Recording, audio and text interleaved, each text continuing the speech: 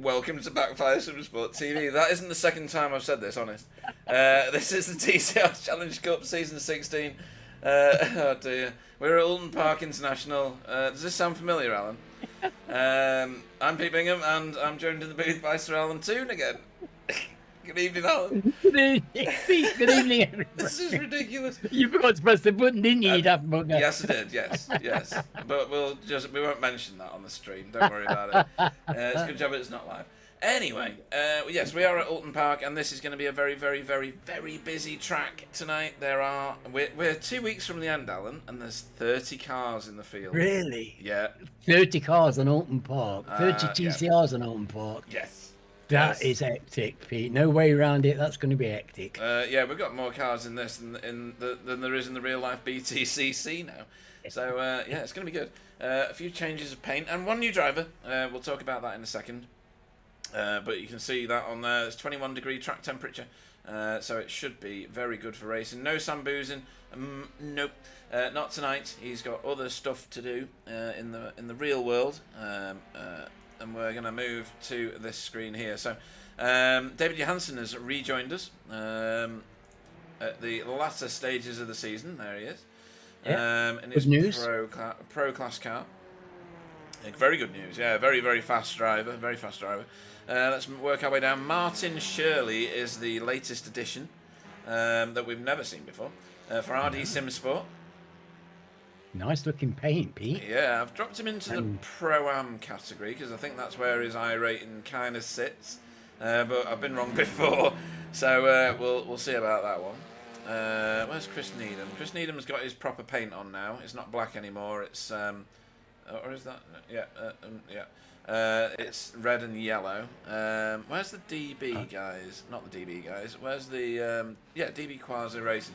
So after my comments about can't tell whether it's a Chimera car or not, obviously I was joking, but they've changed their paint. So they've gone black and white instead of black and green instead of white and green. Ignore the extracurricular line through there. It doesn't look out of place next to the Geo cars at all, does it? And what else have we got going on? What happened? No, he's not there yet. Right, let's go through the standings then. As soon as I've got nothing else new to talk about. The most Mr. hot Dreesen. topic. Yeah, Mr. Dreesen. Where's Spencer? Let's go on. Let's put Spencer on the screen. We'll put it on. Yeah, we'll do that. Right, let's have a look at the pro standings because it's all hotting up. Good evening to Jennifer Sandman on the chat. Don't forget to keep contributing to the chat. We love it very much. We topped 800 subscribers last week, and we're very happy about that. I think at least 799 of them are here to hear you, Alan. So Spencer McCarthy. Sorry, go on. No, I was going to say I think that's very unlikely, Pete. To be honest, I think it's your charm and your awesome presentation. Yeah, and my ability to switch the they're enamored microphones of. on. Yeah, put the microphones on. Let's see. Yeah, Jennifer's saying go cutting corny TCR. Spencer McCarthy leads the championship by 85 points. That's not a massive margin with 2 weeks to go, 4 races. Miguel is in second place there, just over the 1,000 mark. And then Pete Newman, he's been creeping up this board week after week. 954, he's not that far off Miguel now. And then a bit of a drop, 54 points back to Sam Blees, our current reigning champion. And then Stephen Walker in 5th, nothing behind really, is he? So the top 5, it's still a hot championship to race for, Alan. Yes, I think this time, isn't there? We've got plenty of points in hand, and you just never know how these things will work out. But Spencer's got plenty of pressure behind him. Miguel and Pete in your mirrors aren't going to be a reassuring sight at any time. No, definitely not. And the pressure's on now. Yeah, I don't know whether David Johansson will get involved in those fights in the last 2 race weeks, but we'll see because he's at that pace, isn't he? Let's face it. He certainly is, Yeah. and we've got plenty of people with great pace, haven't we? It's just it's wonderful. Look at that. It's just a fantastic grid, and definitely the hottest season that we've had so far. I think it's definitely going down to the wire, as is this one. So. Don't adjust your sets, folks. That is Carl Hardy at the top of the Pro-Am listing, but he's only 4 points ahead of Jamie Wilson now, Alan. Oh, crikey.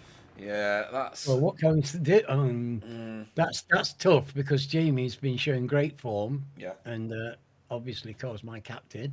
Yeah. And I want him to do well.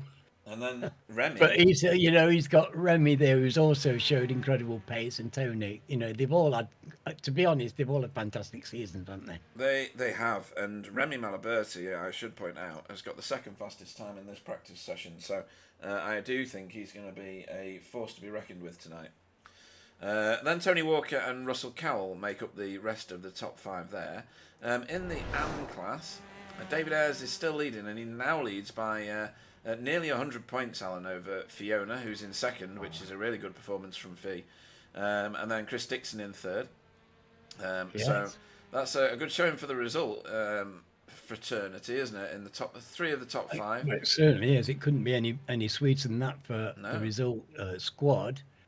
Nice to see Anthony there in fourth. Yeah. He's been very impressing us, hasn't he? He really has. He was stuck right in last week. He was doing really well. Very impressed.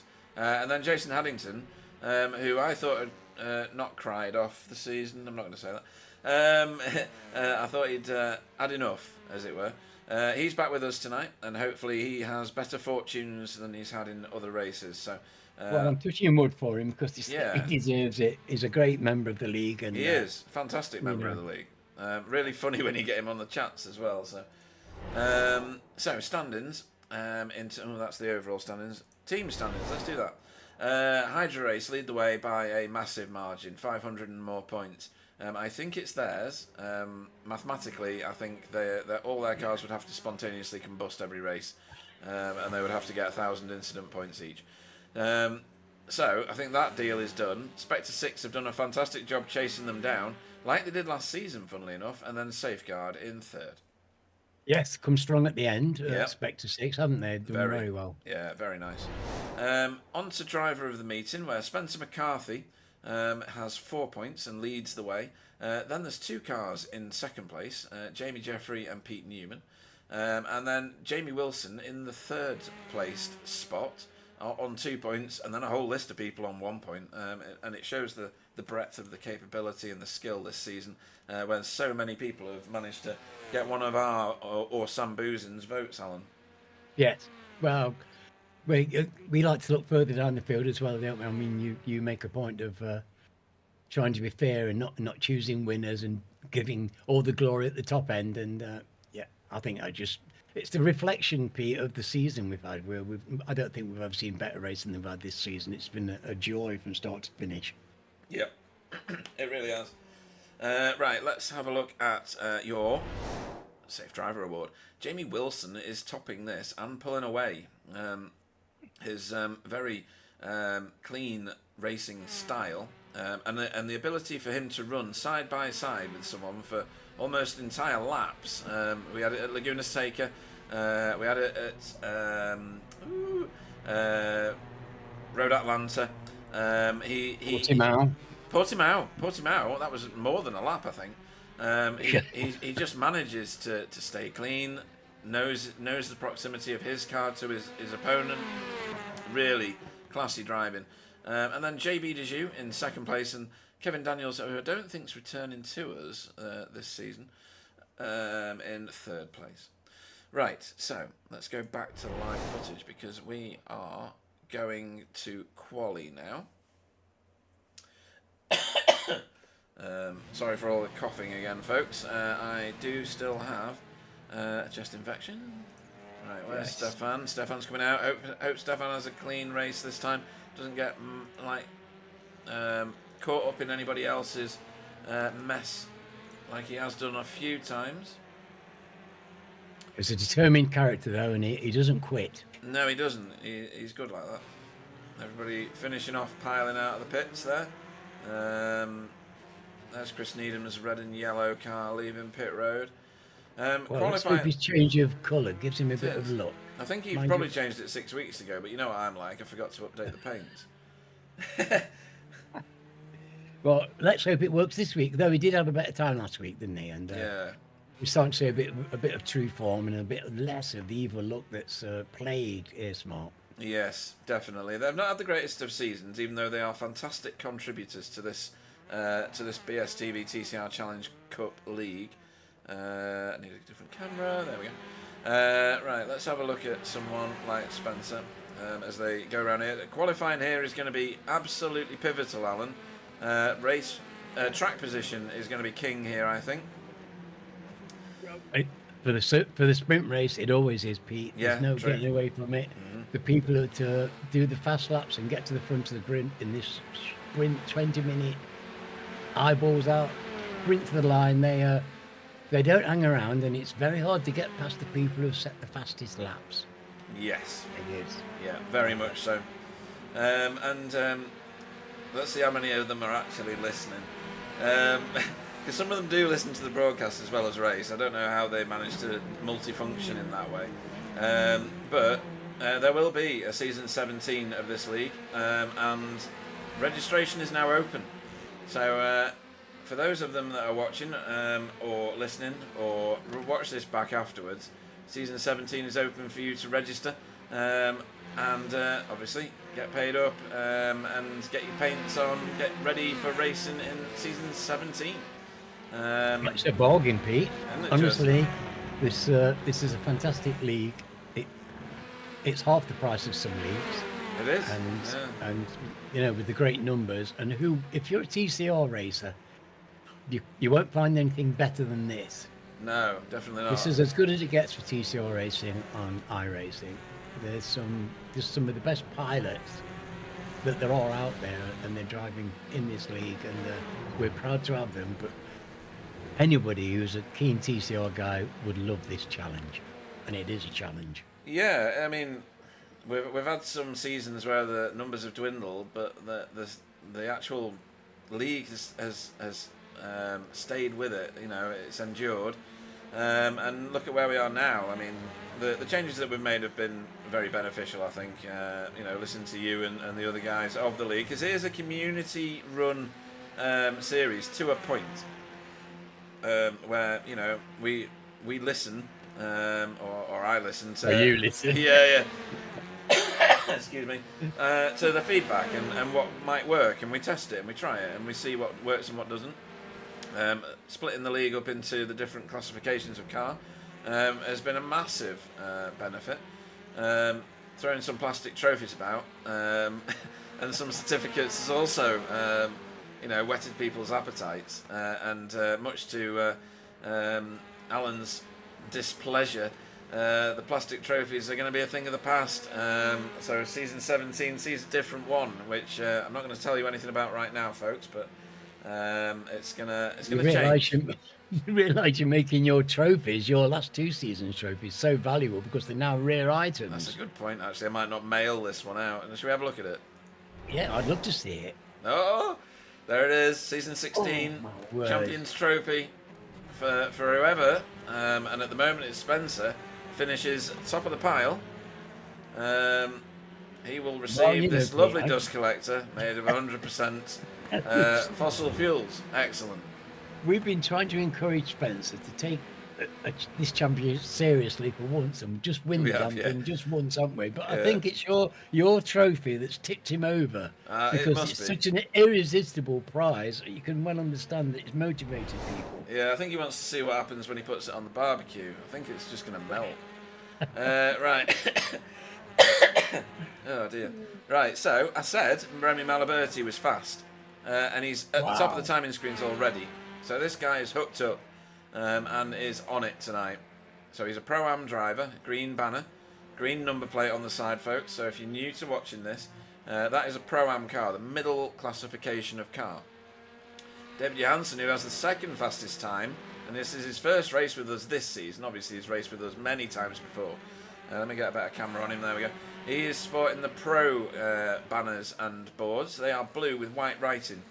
Any that you see which are blue with yellow writing, like in the case of Stephen Walker, or in the case of... Where's Miguel gone? Where is Miguel?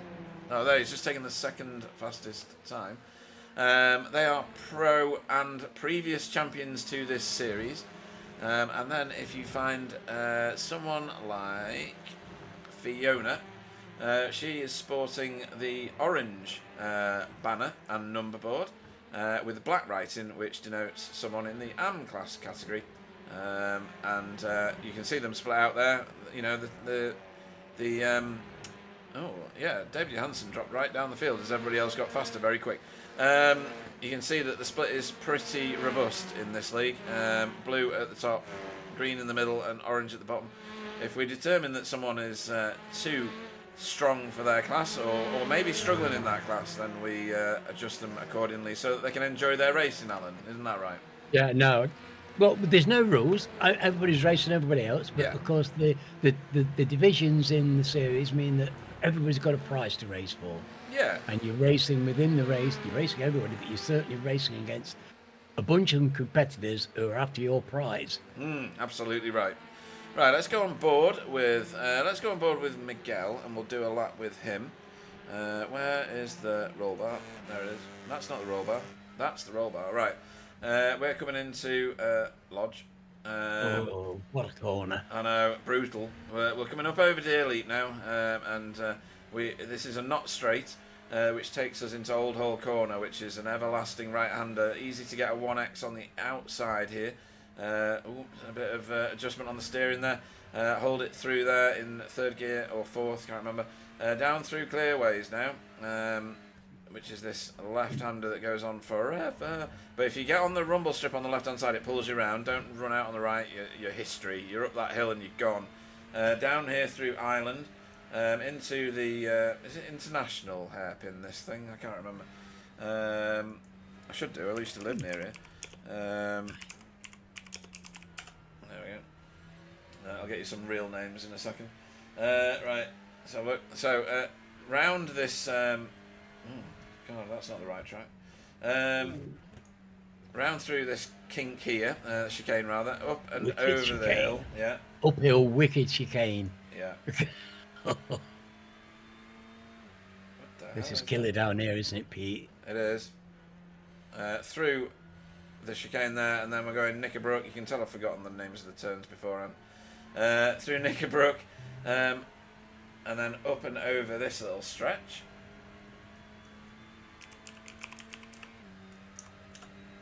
Oh, I love this circuit, Pete. It is a classic, isn't it? So, right, I love to drive Druids. it, but I'm very happy to watch drivers with this kind of class race it as well. Yeah. And then through Warwick Bridge, which is that bumpy section there, and back into Lodge. If you're not in the right gear here, and you're not taking the right line and taking a bit of curb on both sides, then you're not doing it right. And then back up and over Deer Leap. I forgot half the turns as we went through there. Well, you're doing better than me.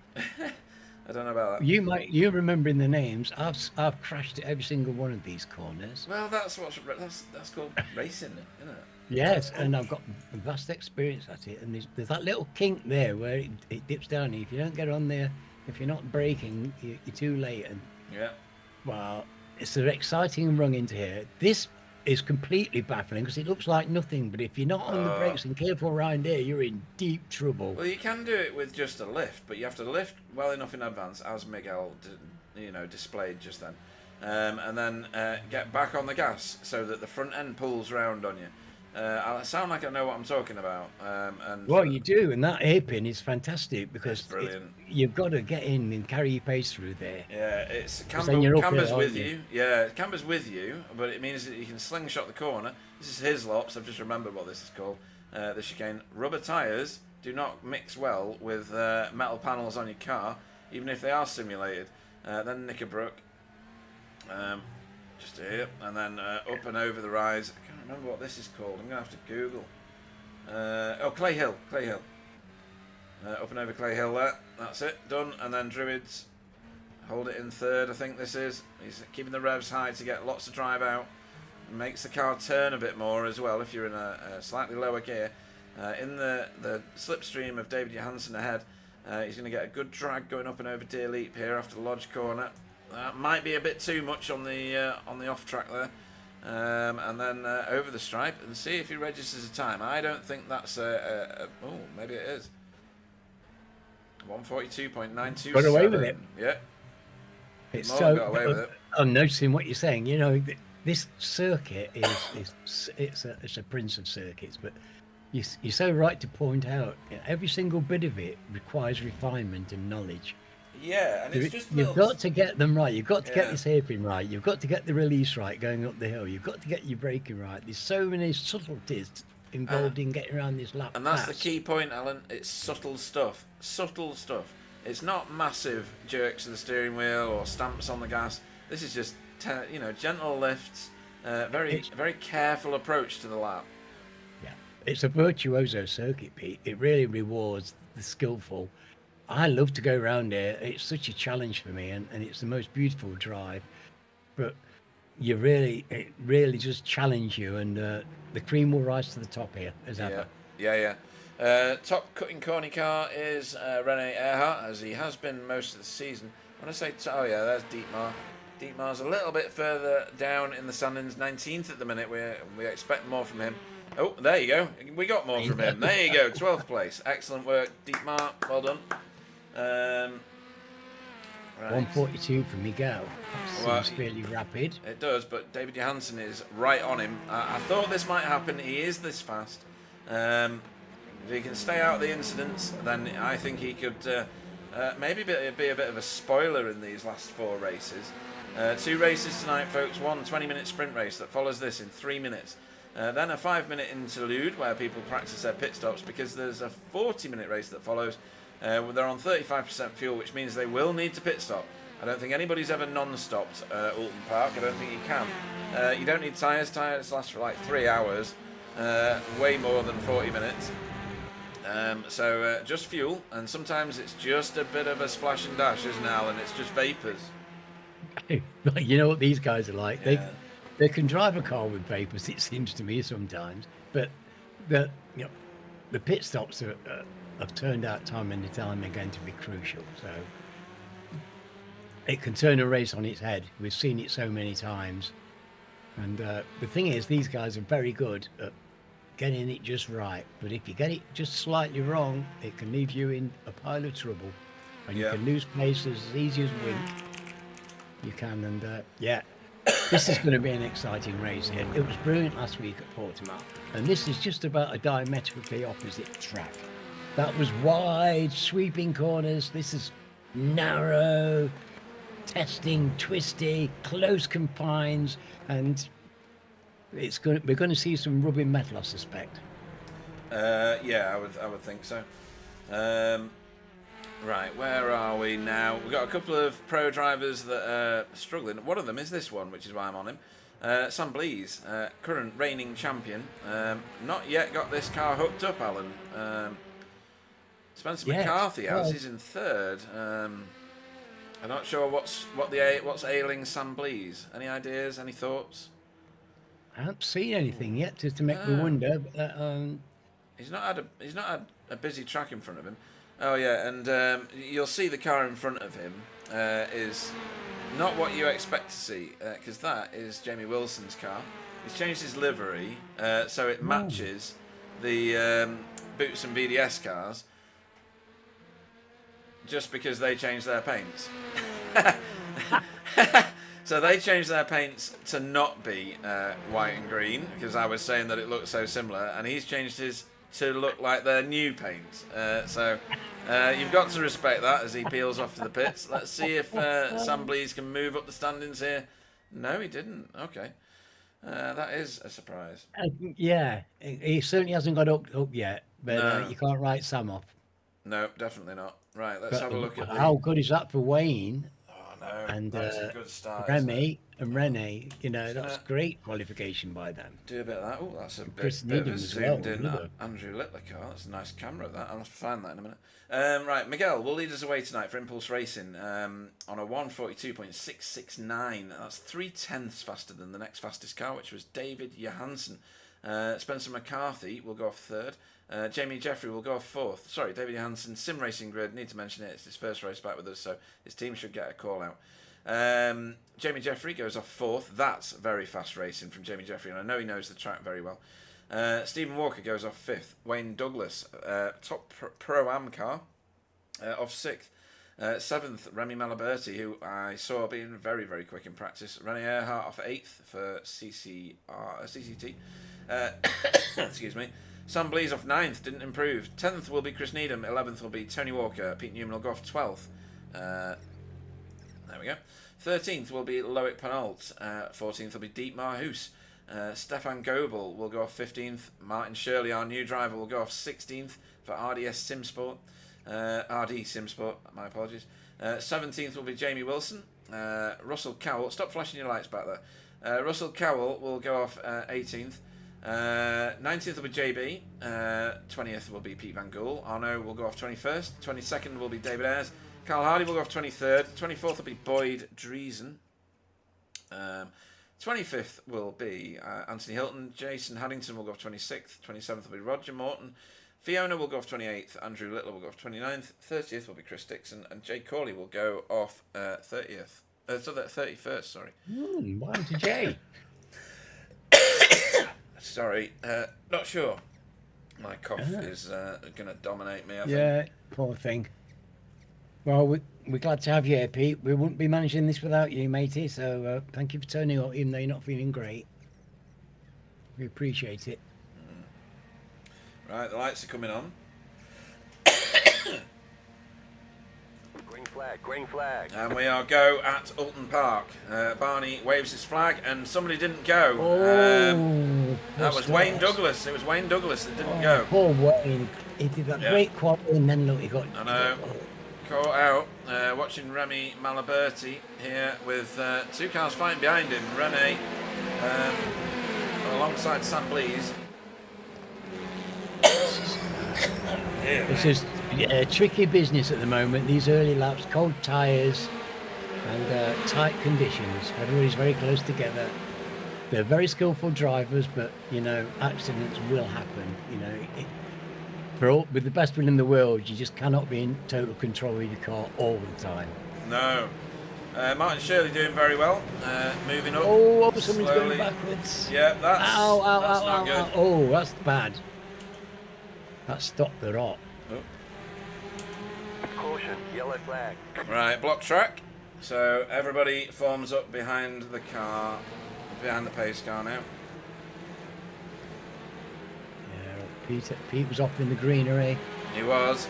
It was down the lower order, but Pete Newman was fully caught up in that, and he's not usually in the lower order. So we'll see what's going on there. So everybody will now form up. We've not had a sprint race yellow for a while. No, but this is the kind of track that you can have it. You know, everybody's wanting to get a good start, and it's close confines for those first lap or two. Yeah. No penalties that are incurred will be cleared. So if anybody joins pit road, then they will be penalised if it's closed when they pass. These are NASCAR rules. Some people may get caught out by it. That's just an unfortunate set of circumstances. So they'll all form up behind the pace car. It gives them a chance to fix the car. They do have a fast repair, folks, just a one. Yeah, let's do that. Alan, just entertain for a minute while I sort my lungs out, will you? You sort yourself out, matey. Well, Jay's coming into the pit. Yeah, there's a few in the pits already, actually. Somebody else in there. Someone's burning. Yeah. There's only a couple in the pits, though. Jay's in there. I don't know who that other car is. I don't Who's the know. one that's burning? It's one of the Air Smart cars. Oh, that's Pete Van Gool. Oh, He's towed the car. So Pete's got problems. Jason caught up again. Really? Okay, he's towed as well.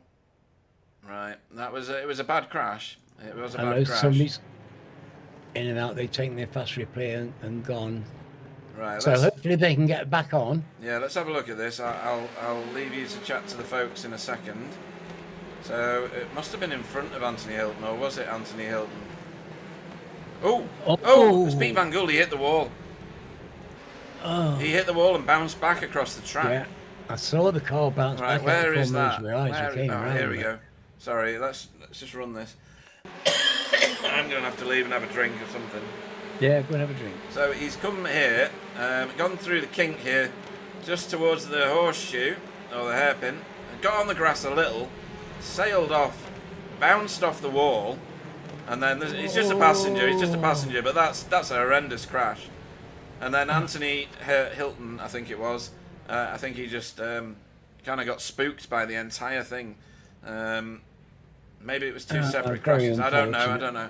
Very unfortunate. That could happen to anybody, and Yeah. Pete was unlucky there, going backwards out of control. So it's not a great start to the evening for Pete, but hopefully he can get his car back. I hope the fast replayer isn't defeated by the damage to his car. They've got the tow in. They've all got this tow, of course, so they'll be held up for quite a while they're trying to get back. Yeah, And get back on their end. Yeah, there might be criticism for throwing a yellow in a sprint race when there's not a great deal of time, but we just have to make those decisions.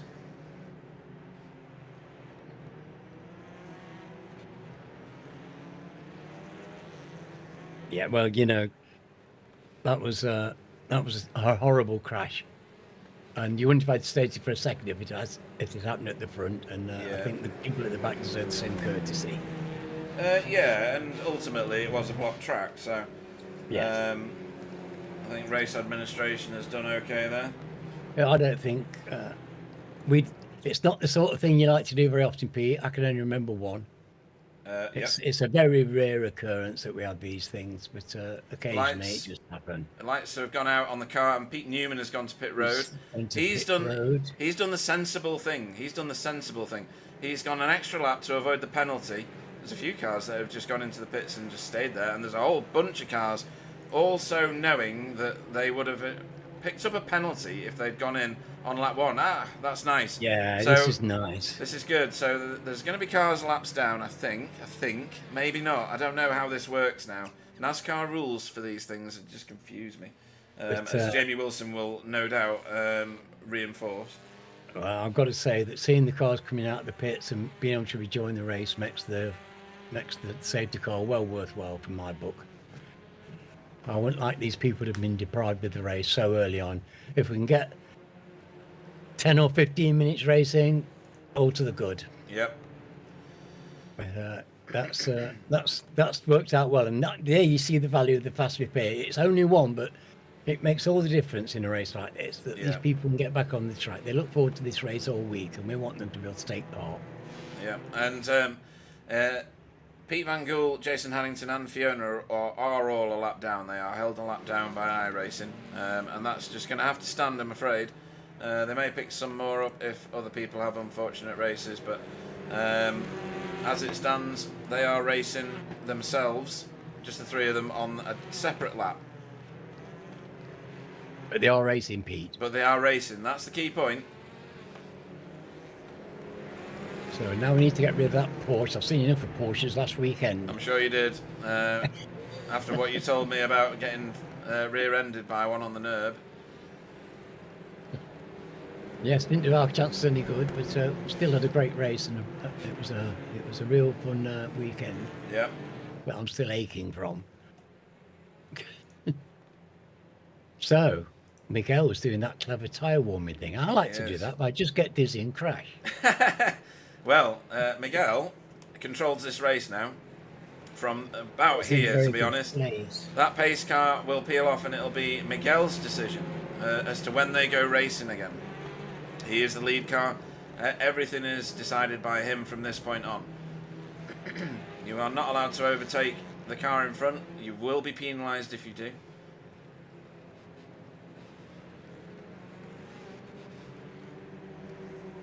Now we're going to have a proper sprint race on our hands. With 12 minutes on the clock, is it? Yes, so a much reduced amount of laps, to be fair. Oh, was that contact there? I think it was. It was. Renee and possibly Chris Needham, I'm not sure. Does his car look damaged? Not really. It must have been just a light scuff or iRacing physics or something. So Miguel getting ready. He's let the pace car go.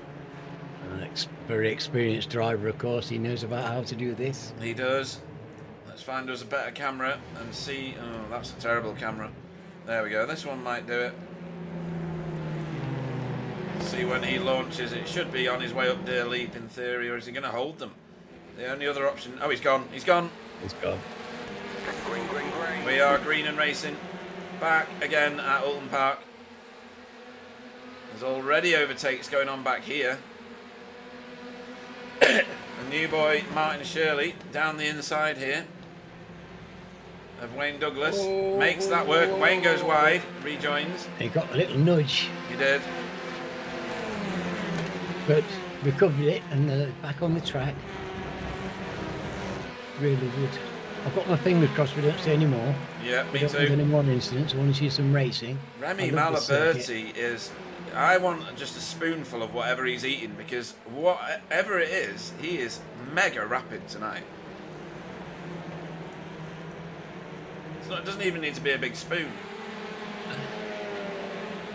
Wait, he's certainly doing great running in sixth. Isn't he? But yeah, Sam is in fifth now, so that's a bit brighter for Mr. Blees. It is, yeah. He has moved up a little. Excuse me. That cough is not going away. Rennie's doing a great job. That's fantastic for him, and we just love to see them doing well, don't we? We like to see everybody doing well, to be honest. Yeah. We do, and yeah, it gives us pleasure. Pete I Newman. hope it's giving you pleasure. Yeah, Pete Newman on his way up through the standings very, very quickly, actually. He was fourth off last, and he's now in 23rd, so he's picked up 1, 2, 3, 4, 5 positions in one lap. As we go for an overtake there, I think that was with Spencer. So, Miguel in second place in the championship, leading the race. Spencer in first place in the championship, in second place. They do find their way to the front, these guys. It's amazing, isn't it? It is amazing. This magic, they've got some kind of magic, these chaps. But yeah, we know that already, don't we? We do.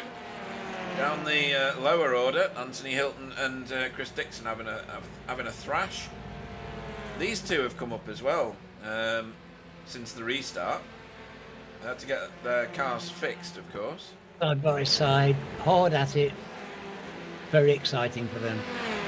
I know it's like to be side by side around here. It's so exciting. Stefan and Dietmar. Stefan losing a position, losing nearly two. Look at that. Catch it, Stefan. Oh, no, not out there. Oh. Oh, crikey. Yeah, that's Oh, that's it. He's broken. expensive. Sorry, Silas. Oh, that's Too such wide. a shame, Stefan. Yeah, Boyd Driesen in the pits as well. Was that linked? I'm not sure. Let me scroll. Let's go back to some racing while I'm trying to find that. Again, apologies for the coughing. Right, Boyd Driesen. Here we go. Oh, this is under yellow. This must have been on the restart that whatever happened. Oh no, there's quite a lot going on actually. No, they stacked up. That's all that was. And Boyd Driesen just drove into the pits, so there was nothing more than that, Alan. That's not actually an incident. No. Right, back to racing. Well, why is he still there? Has he already Dunno. had his last repair? I'm not sure. Yeah, that's peculiar. Yeah, Stefan in the pits, and Jason, Pete Van Gool and Fiona have just overtaken him. Right. Russell Cowell giving He's some still pressure there. to No, he's still Arnaud. there. He hasn't come out. No. So, Oulton Park bringing us some drama, Alan. Yes, it sets us off in with a bit of apprehension now. Shivers down my spine. Yeah. The race will unfold as it will be, and as long as the guys are enjoying it and the race is settling down now, you can tell that a bit of that adrenaline's gone down a little bit, and people are starting to get control of the cars, because with the cold tyres, I reckon that's probably half where the trouble came from. Yep. It's so early. Cold tyres are lethal. Yeah, so down off Hilltop they come. Miguel's got himself a bit of a tidy lead, but Spencer's staying within a reasonable time of him. Miguel has the fastest lap up to this point, a 1:43.5. And Spencer's done a 143.6. With David and Jamie keeping him honest as well. They are. Stephen Walker making it work as well in that Audi. There's only three Audis in the field, I should say. Well, Mr. Malaberti is doing a heck of a job of keeping him at bay. I know, look at that. That's not easy. In Yeah. fact, there's very few people I know of who can keep Stephen Walker at bay. Yeah, he's absolutely got that Elantra hooked up, hasn't he? He must have done either 1,000 laps or raced here lots recently, as Miguel Freitas does another fastest lap of the race. A 142.9, the only car into the 42s. Russell Cowell nearly pushing Arnaud across the line. And Jamie Wilson in his in his boots and VDS coloured Chimera car, closing in on them because they're doing this a lot, side by side racing, and this is what we like in this league. The confidence that the guys have with each other to run side by side. But Arnaud Chinonier should not be overlooked. He is the highest placed AM class driver, and he's doing a fantastic job. A fierce competitor. He is. He'll probably forgive me for saying this, but he used to be quite crashy, and now he is very much not. No, we don't see him involved in the incidents that he used to get involved in, and he's clean and fast. He is. He got through that That's all we chicane want. there like a hot knife through butter, compared to Yes. the car in front of him and the car behind him. He's got the racecraft. Definitely got the racecraft. That chicane is a wicked chicane, isn't it, Pete? It is. It is. You have to get it just right. There is a fast line in there if you can line them up as you come into the entry, and there's a nice straight line in there, but you have to actually pin it and get the braking just right. If you get too much braking, you don't get away up the hill, and people are coming past you like nobody's business. So Yeah. you just have to get everything right, and it's the same with all around this course. You have to get it right, otherwise you're vulnerable. Just looking You at the need class. to get these things. Yeah. Absolutely right. Just looking at the class standings, Jamie Wilson in 10th place in Pro-Am is ahead of Carl Hardy, who is the leader of Pro-Am.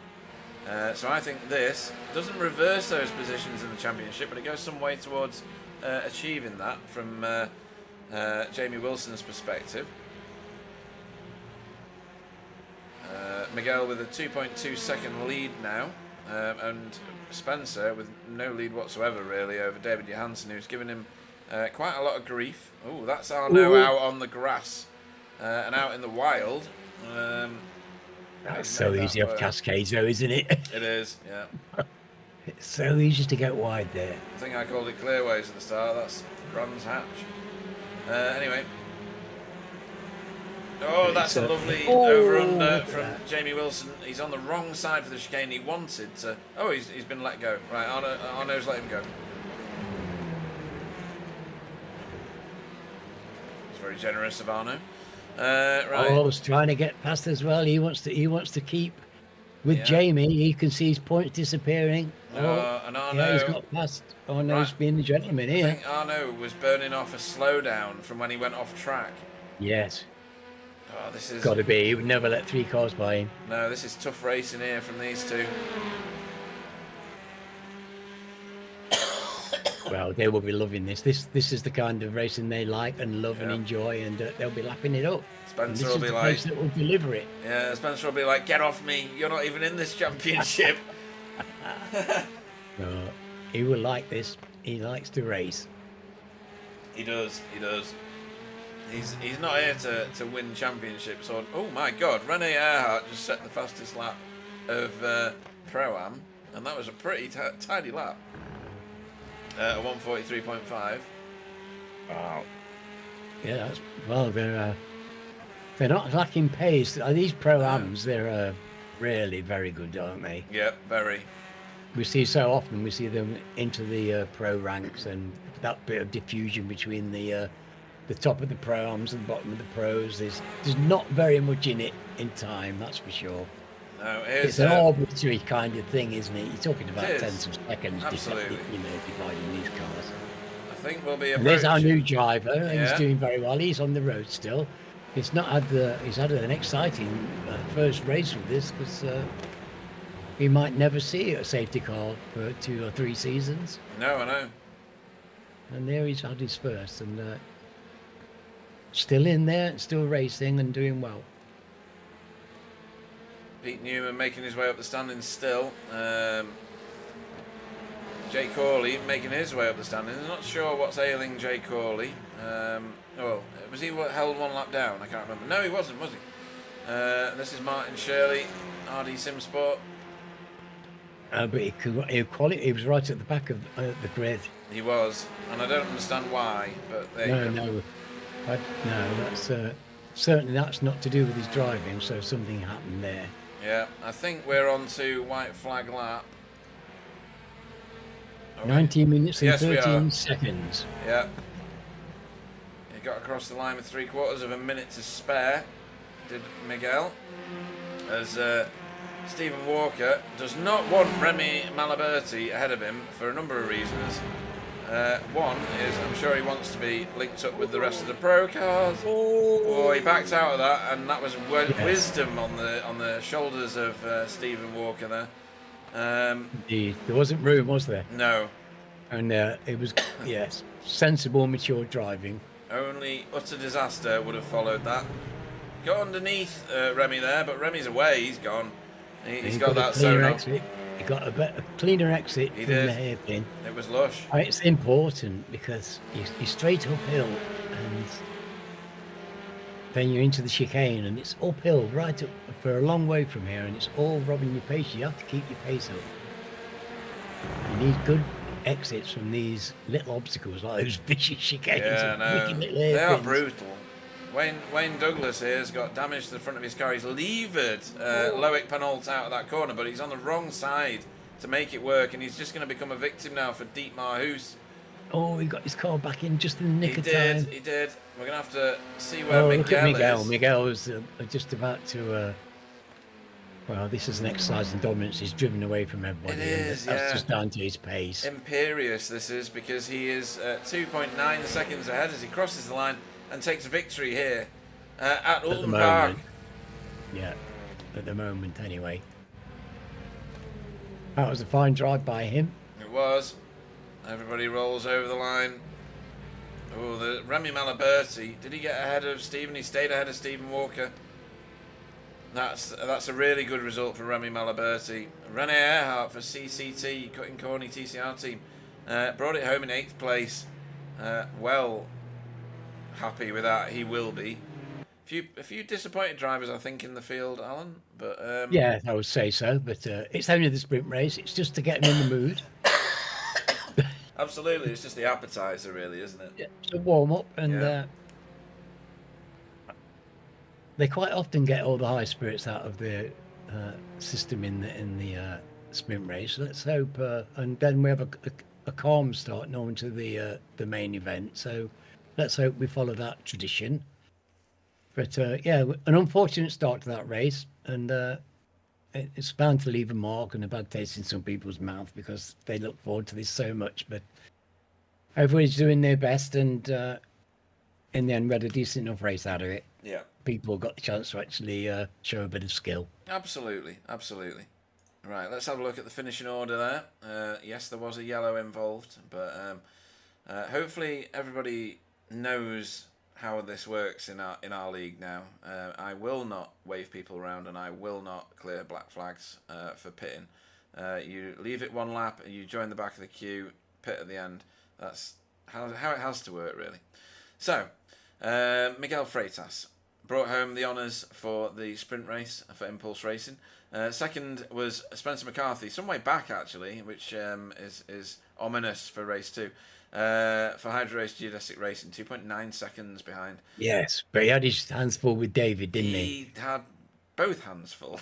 I think if someone had offered him a third hand, he would have also had that full. Because David Johansson has returned to us for Sim Racing Grid and is rapid. And he finished 3rd on the podium there. Jamie Jeffrey finished 4th for Coupes and Convertibles Racing. Sam Blease finished 5th for Hydro Race Geodesic after what he will probably admit was not the best of the qualifying he's done this season. Remy Malaberti Hats off to you, son. Yeah. You have just brought a race win for your class for Boots and VDS by Undercut. So well done there. That's a bit special, that, Alan, isn't it?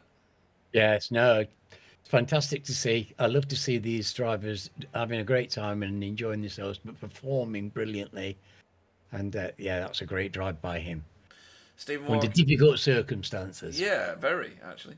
Stephen Walker finished 7th for Spectre 6, and Rene Earhart, second in class, in 8th place for Cutting Corny TCR team. That's a great result as well. We've seen how fast that boy can be, and he was very rapid around here. And Chris Needham, oh, that's so good to see Chris Needham getting a podium. Top 10. Yeah, a podium finish in his own class, actually. In his own class. Yeah, but a 9th top place. 10 overall, which is, I think that's brilliant. Yep, me too. He's had some terrible races where he's been caught up in other people's disasters. So that's Air Smart Racing on the podium. Yeah, Tony brilliant. Walker finished 10th for Spectre 6. Martin Shirley, the new guy, finished 11th for RD Simsport. Well done to Martin. Loic Penault finished 12th for Boots and VDS by Undercut, and Wayne Douglas finished 13th with Dietmar Hoos in 14th for Cutting Corny TCR team. Russell Cowell 15th for Spectre 6. Jamie Wilson finished 16th for Team Chimera, with Carl Hardy in 17th. That's not where we normally see Carl, is it? In that far down. Not where I want to see him, but I'm totally biased. Yep, I know you are. For Safeguard by result, JB Dijou 18th for BSTV Pink. 19th was the first of our AM class drivers. Arnaud Chenonnier gets himself a class win, which is excellent work from Arnaud Chenonnier. Well done, Arnaud. Yeah, for Air Smart Racing. That's him and Chris Needham doing well tonight. David Ayres finished 20th and second in class for Result Clothing. Pete Newman, well out of position after that crash at the start for Result Esports with Pure Sims in 21st. Anthony Hilton gets himself a podium in 22nd there for Mellow Motorsport. Roger Morton in 23rd for Safeguard. Chris Dixon in 24th for Workguard by result. Jay Corley finished 25th and way out of all positions for Result Clothing. And I'm not sure what his qualifying was about, Alan. We'll have to find out. No, there was obviously an issue there of some kind. Yeah. He was well out of his place. If anybody's watching So this was, stream... so was Pete as well. Yeah, absolutely. Pete was out of his place, and that's why I think he got caught up in the bother as well. I think, well, They were out Pete of Van place, Gool weren't was they? kind of the cause of the bother somehow. Yeah. I don't know whether it was technical or not, Yeah. but he definitely gave several humpages to that wall, and then it spat him back out across the track. Andy Littler finished 26th for Workguard, and Jason Haddington finished 28th for Air Smart Racing. There's more to come though. 29th was Fiona for Workguard. Boyd Driesen, DB Quasi Racing finished 30th, and Stefan, unfortunately, finished 31st and last for VTS Esports after we saw what happened to him going through the kink and into the hairpin. Anybody watching Jay Corley's stream, let me know what happened to him in the chat, will you? And why he didn't qualify so well this time. Right, let's find some people on track and see if they're doing practices. You won't see anything if I don't get rid of the graphic. There we go. No, everyone's pulling up because that is the end of that 5-minute interlude, and we're about to go into the grid. That 5 minutes didn't last very long, Alan. Didn't even get a chance to have a drink. What are you drinking? Oh, I've been nurturing the Scotch. I've still got a glass of the beautiful Tamnavulin. Excellent work. Right, let's go through this. Russell Cowell. Where's the button, Alan? Have you got it? Yeah. Hang on, I've got it. Please Well, wait, mate. you've We're got it. racing. There we go. For those of you that don't know what that's about, you have to go back at least 4 seasons to figure that one out. Russell Cowell will go off first. Your poleman for this evening's feature race. 40 minutes. Needs a pit stop. Spectre 6. Dietmar Hoos goes off second. Wayne Douglas goes off third. Loic off fourth. Martin Shirley, our new boy, off fifth. Tony Walker off sixth. Chris Needham off seventh. Rene Earhart off eighth. Ninth, Stephen Walker. Remy Earhart, what the hell have I done with that? Remy Malaberti goes off 10th. I just spoonerised 2 names. 11th will be Sam Blees. 12th will be Jamie Jeffrey. It's even written on the screen and I still get it wrong. 13th will be David Johansson. 14th will be Spencer McCarthy. Miguel's punishment for winning the first race is 15th start. 16th will be Jamie Wilson. 17th will be Carl Hardy. 18th, JB. 19th, Arnaud. David Ayres will go off 20th. 21st will be Pete Newman. I've positioned the camera so we can't see you flashing, so I don't know if you are doing it or not. 22nd will be Anthony Hilton. 23rd will be Roger Morton. 24th, Chris Dixon. 25th, I think, Jake Hawley. 26th, Andrew Littler. 27th, Pete Van Gool. 28th, Jason Haddington. Fiona goes off 29th, Boyd Driesen off 30th, and Stefan goes off 31st, and hopefully he will make his way right to the front very, very quickly. I'm going to find us a very good view of the start of this one. Is Jay coming out? I don't know. Hope so. Yes, he's joined the field. Yes, we're waiting on Stephen Walker and Sam Blees, as always. There is Sam Blees. Where's Stephen Walker? Somebody give Lucky Wookie Walker a nudge, will you? It's not like him to be active Sam. No, and he's not joined the field, so he must have something else going on. And we are racing Green flag. in this feature race without Stephen Walker. So, let's see what happens at the start here. Hopefully, everything remains nice and clean. 3 wide into the first turn, and Russell Cowell, the pole man, gets shouldered out and picks up a 1X immediately. And it's all starting to bunch up. This might get messy, Alan. Well, it could do. There's always the potentiality, but certainly at the start of the races here at Oulton Park, because Martin Shirley's moved up. Tiny, compressed piece of track. Yeah. They're doing very well so far. Yeah, the first real place of disaster is here at this kink and the hairpin.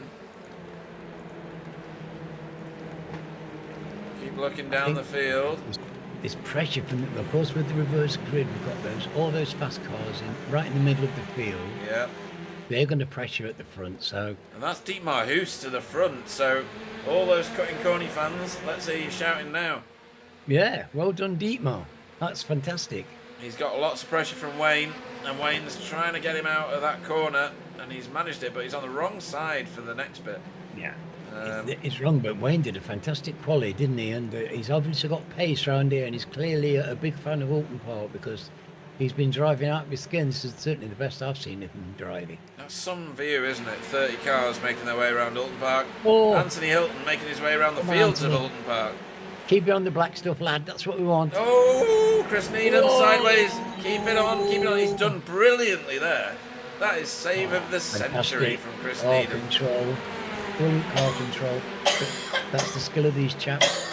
Oh, dying. They're all Jamie Wilson. Drivers. Nice. Renee. Renee got tagged. Stay on the brakes. Ooh. What happened? Did he get hit? I can't find my cursor. There it is. He's still okay. Oh, there he is. He's trying to get turned round. I don't know that he got hit. I don't see any. Oh. Hang on. I don't know what I've selected. I've selected the wrong thing because my event tracker keeps moving. Stop it. Yeah, you go back to the pits, Pete, so he must have had damage. Alright. So he comes in here, gets alongside. Chris Needham doesn't know much about it. A little bit of contact. Oh, there's a tree in the way, Alan. You might know. Right, does it? Oh my god! Stefan! Oh, right, that's not so bad then. Right, okay, let's go with that. He got damaged there because he tried to pull away and his car bogged down. So he must have got something that he knew about, or meatballed or something. Jamie Jeffrey in the thick of it here, with Spencer McCarthy behind him and Miguel behind him. So that's going to be a 3-car. Well, that's just going to be ridiculous. There's 3 of the best races we have. Yeah. Oh, who's that? Tony, is that T? That was T, Tony Walker, yeah. Well, that's another one who saved the car. Great driving by all these guys. There's some skill going on, but it's all in saving the car. Yeah, I would have said the same, but I was busy coughing my guts up. Right. Right, Jamie Jeffrey under a mega pressure from Spencer. These two are both real-world drivers, so don't expect either of them to give anything. Well, they're all real-world drivers, aren't they? That lot, goodness me. But this is where they come for their excitement. This is... Oh, crikey. I know. That was a bit tasty. Well, he's really trying. He's got his foot to the metal here. Miguel is trying to get around the outside of Spencer. And Jamie Wilson, where the hell have you come from?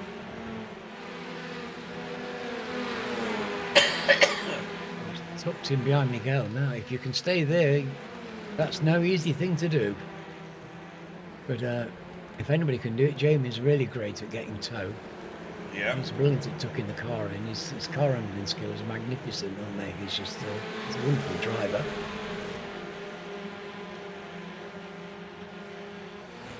Right then, let's see and find out what else is going on. So right at the very front, Russell Cowell is now in second place. Martin Shirley in third. Where did Martin Douglas? Martin Douglas. He's an actor. Wayne Douglas. Is our leader at the minute, picking up points for leading laps. He's doing a fantastic job. Who was the pole? Because there's a lot of pressure. Wait, was it Dietmar? It was Russell. No, was it Russell? Right, okay, yeah, he's in second, yeah.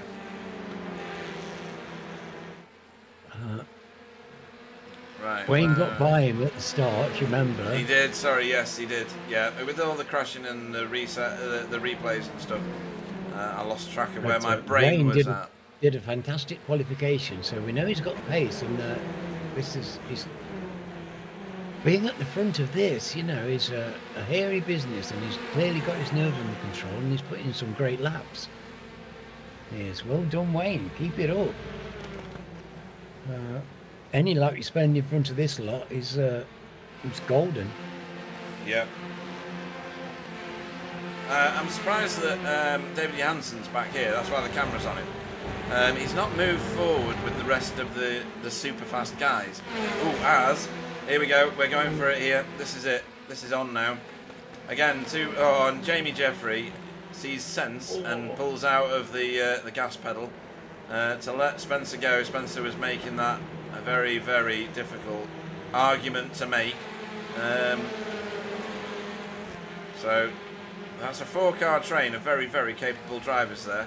Spencer, yeah. Jamie Jeffrey, Miguel, Jamie Wilson, and that distracted me was Chris Needham going mega wide, and Carl Hardy is going to mug him up the hill. That's all about coming through the chicane and getting a clean exit from the chicane. That's what happens if you don't. Yes. It's a good life lesson, isn't it? We're going to stay with this group, even though Wayne... Oh, no, hang on. Oh, Martin Shirley, he is pretty rapid, and he's given pressure to Russell Cowell here. This is an outstanding performance from a first-time driver. Yeah, and Rene Earhart, miles back now, after having to pit the car for damage, I'm guessing, has just set the fastest lap of the race way back here, which shows how fast he can be. So it's a shame that he's had this happen for Cutting Corny TCR. Stephen Walker never did join the fray. Let's go back to that group that's thrashing it out a bit further back. Chris Needham's gone to pit road, and we are on lap 5, so that's on schedule, Alan. Oh, really? Already strategic pit stops. Goodness me, Pete, they're on the ball. They are. And well, that's what it is anyway. This is brilliant. Jamie Jeffrey is giving Spencer McCarthy a taste of his own medicine in the same place that he was overtaken last lap. That's sideways. Didn't quite manage it. Now he's got to shut the door on Miguel very quickly. And he's done it. Goodness me, Pete. Sorry about the coughing again. This is awesome. Oh, that's Dietmar. Gone wide. Probably done him a favour getting him out of the way of this lot, because they are on it. This is the best racing I've seen for weeks. I can't believe Jamie didn't quite get it done in the same way that Spencer did. He'll love that, though. They both will. Teammates together there. That's nice to see. They're doing a very good job. Yeah, teammates here for Bootson. Remy Malaberti leading Loic Penalt on track. We see them together a lot. We do. I love to see that. I like to be in echelon with my work guard mates. Yeah. It's a good feeling when you've got 3 cars in the same livery all together. brothers in arms. Oh, now that's Jamie going into the pits Yep, that'll be another scheduled stop. for sure. Yep, he'll know He's what is. He's a cunning little pit stopper. He is. Hopefully, for him at least, he will come out not in traffic. This circuit makes for great racing, Pete. But you just need that little bit of patience. But now that they've got the tyres warm and the cars have got a little bit of breathing room, we can get the chance for these guys to show their skill. And look at the saves we've had, and look at the overtakes and the close driving already. It's non-stop. Around the hairpin, up the hill, straight to the chicane. Yeah. Oh, you've got to get it through the line is brilliant. It's a very fast chicane that as well. It's not somewhere that you can even try and do slow because you'll just get destroyed going up and over hilltop here. Yeah. Right, what have we got going on? That's David Johansson down the inside of Carl. And Carl's let him go there. He didn't want any part of that. And Pete Newman's on him now as well. That's blue on blue though, isn't it? Because Pete Newman's racing for a result under the Pure Sims paint scheme. Meanwhile, at the front, this boy, Wayne Douglas, is checked out, Alan. Absolutely checked out. He's gone. He's got more than 2.5 seconds, and at the moment, nobody's closing him down. No. Sorry, I'm going to go back to this battle because Miguel is now underneath Jamie Jeffrey. Oh, and Miguel's gone to pit road. Maybe this is calling the bluff. I don't know. These are smart moves. These guys are very smart and canny pit stoppers. Yes, they are. We've seen them before. They're looking for a bit of clear track, so they can use their pace. These guys, they're stopping. Jamie's done it. Now Miguel's done it. It's about trying to find a bit of clear track so you can use your pace. Yeah, Spencer's got some clear track now that he's popped Loic behind him. Next on his list of scalps will be this boy, Remy Malaberti. Let me put you a track map up, folks. I keep forgetting to do this. And a battle box. I'm going to have to go back and see what's going on with Carl Hardy because he's been overtaken by Pete Newman. That's what's happened. Yes. He wouldn't have fought too hard with Pete, I don't think. No, he let him go, actually. I've got it on another screen. Andy Littler has just been overtaken by Miguel and about to get overhauled here by Jamie Wilson. Both of these cars have pitted apart from Andy Littler in the middle of the sandwich there. Jamie Wilson slow out of the chicane, which is not going to help his cause. Right, let's go forward. As Loic comes under pressure from Jamie Jeffrey. Jamie shows himself in the mirrors, lets him know he's there.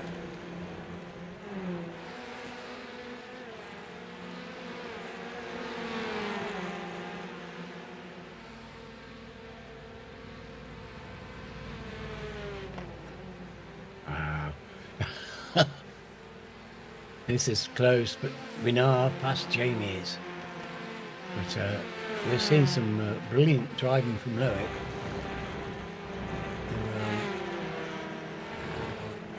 The orange and black cars are thriving tonight. Yeah. And Mr. Shirley is doing a fantastic job as well in his second race with us, but his first race evening with us. So I don't know the gentleman, so perhaps he's known to some of the other drivers, but he'll realise by now that he's in the deep end with some of these guys, and I imagine he's thinking all his Christmases have come at once. Absolutely.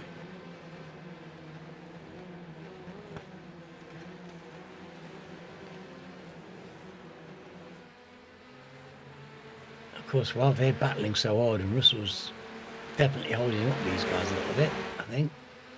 He's a smart cookie when it comes to putting his car in the right place quite legally to maintain his position, and that's helping Wayne, and good on him. It's this great defensive driving by Russell, and Wayne is doing his very best to preserve that lead. And Yeah, once the cork's gone out this bottle, Pete, they will haul him in. they will. He's up here at the minute, 2.6 seconds into the lead. Pete Newman here has already caught another car on track. It's Dietmar Hoos. Dietmar's let him go there into Old Hull Corner. Good evening to Nicola Jeffrey on the chat. And thank you. Yes, I want to feel better too. This coffee is absolutely annihilating me.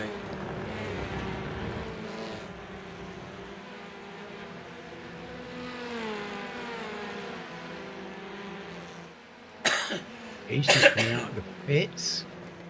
Pete Van Gaal. So has he made a tactical stop?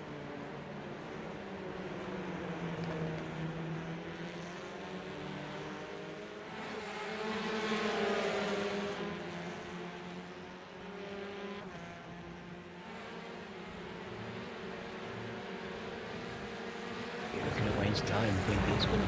But he's doing a great job. He's in 3 seconds. And yeah, it's extending at the moment, and that's because these three, soon to be five, are thrashing it out quite heavily. I mean, like you say, Wayne must be thinking this is brilliant. Class standings wise, obviously Wayne Douglas well ahead of second place Russell Cowell at this point in the race. Pit stops are active. Arnaud Chenonnier leads David Ayres and Anthony Hilton in the AM category. And at the moment, Sam Blease leads the pro over Spencer, his teammate, and then Jamie Jeffrey. We'll see what that transpires to be towards the end of the race.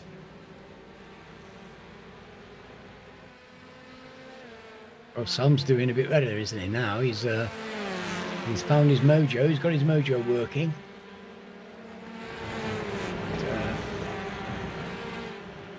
It's a busy piece of road. That top 10 is a dangerous place. It is. We've got some fantastic drivers out there, and they're all going at it. I can't get over those great saves we've seen. We've seen so many really very dicey moments. That great counter steering by some of these guys. Great car control. Yeah. And considerable judgment exercised in by some of these experienced racers, not putting the car in the wrong place at the wrong time. Middle of the field here for Roger Morton, who I think is catching and has caught Tony Walker. Chris Dixon a bit further back in a battle here with JB Dejoux. And JB probably wants to be higher up the field. He's considerable pace these days. Yeah, surprising that he's in this position at the moment.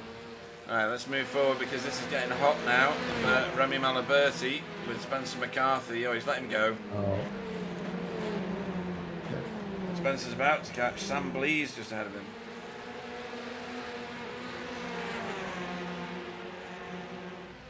There weren't many team orders there, of course. And Spencer McCarthy just posted the fastest lap of the race. 1:43.38. What is Miguel doing? That's important. his way forward, and we know how good these guys are. 1:44s. Is Miguel in traffic? No, he's not. So he must be just full Even of on fuel. the tights. Sorry? Even on this tight circuit, Pete, these guys manage to make the overtakes that make me wonder how they do it. Because it's hard to get by. You can see how Russell's defending so valiantly and holding back cars and maintaining a great pace while he's doing it. And Mr. Shirley there is stunning performance. These 1, 2, and 3 all pro-ams, and it's not like they're there by accident. They're there on their pace and their talent and their skill at the moment. They've got these places, but they've not given up and they've not given anything away. it's fantastic performance by them.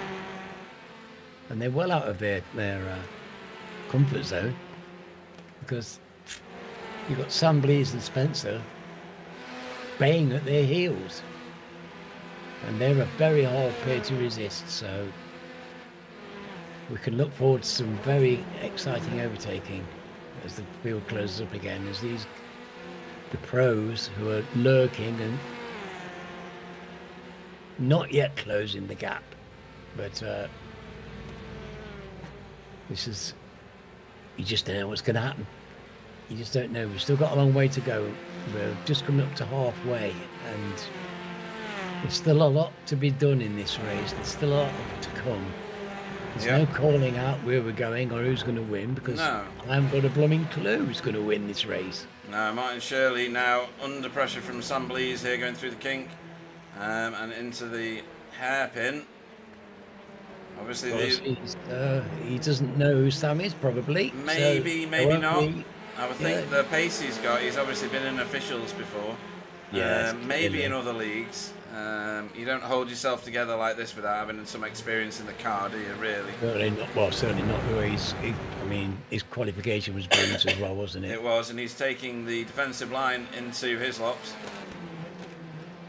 That's a very nicely done job, that. This is, well, Sam will be appreciating that. He loves to race as another one, and he appreciates class.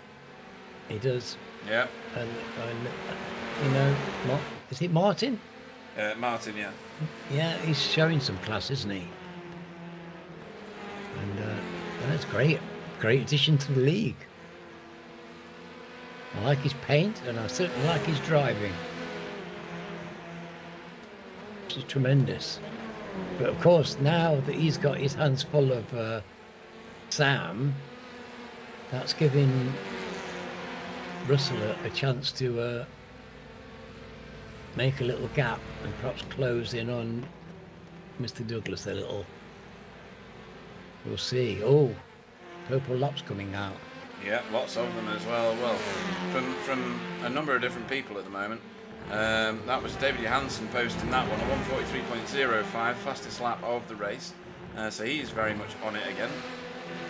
Lots of cars in pit road at the moment, you'll have noticed. Remy leaving at the moment, David Ayres. In fact, that is Safeguard and Result Clothing Team cycling through the pit road. What else is going on up here? So we're back with this group, because it is the closest battling on track for very good points and position.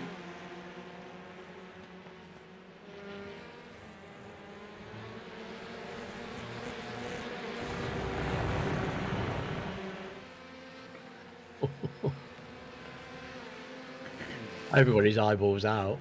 Yeah. Now, what can Jamie do here?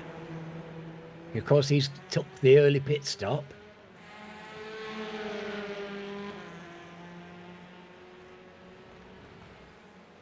So he won't need to stop again, but a number of these cars do need to stop still. Yeah. Back here again.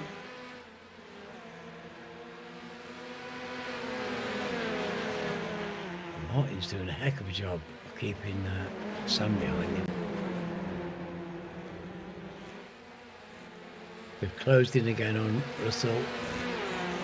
But Wayne is... Oh, hello. Here we go. Yeah, well, they're all in. Oh, they're all crawling all on top of one another. That was dramatic. And that left Martin Shirley to carry on around chasing Russell Cowell. He's got a good toe, so that's probably a wise decision.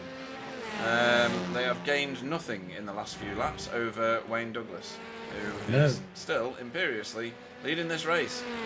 And he's not buckling under any pressure, is he? He's absolutely doing himself proud. I mean, I didn't know he had this kind of pace in him. Yeah. He did a fantastic quali, and he's just reinforced that with his drive here. Nobody could take this away from him. Even if he fell off the track now, he can go to bed proud tonight, because this is fantastic performance. It is. And totally unforeseen, and the lad's doing himself a big pile of good here. Yeah. Ooh, right, Jamie Jeffrey.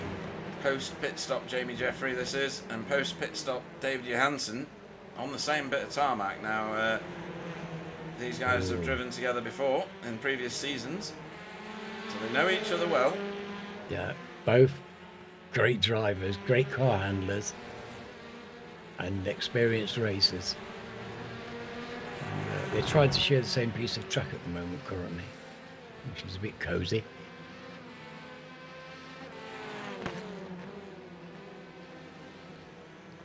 So Pete Newman now is still waiting to pit, but he's now up to 4th, and he's taking advantage of nobody else being in front of him. So he's got his foot down as well. But of course, all those cars who've been in the pits, they don't have to pit now, and they will be absolutely eyeballs out till the end of the race.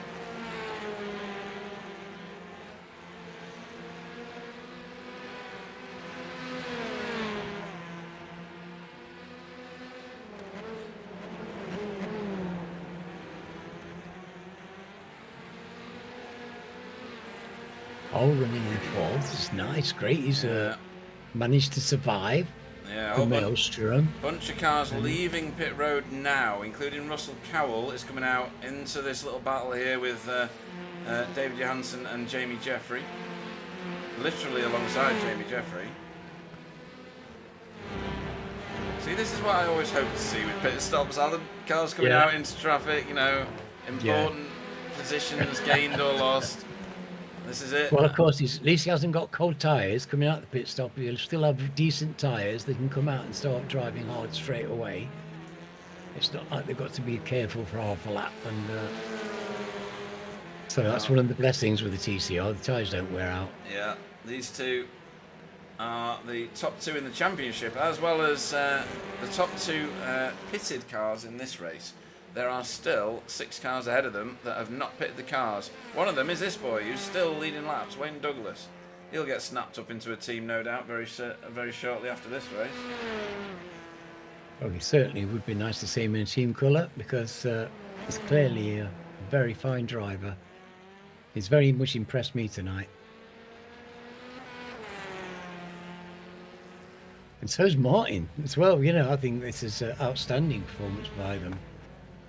And Martin was trying to close the gap, but Wayne's actually put that gap out again.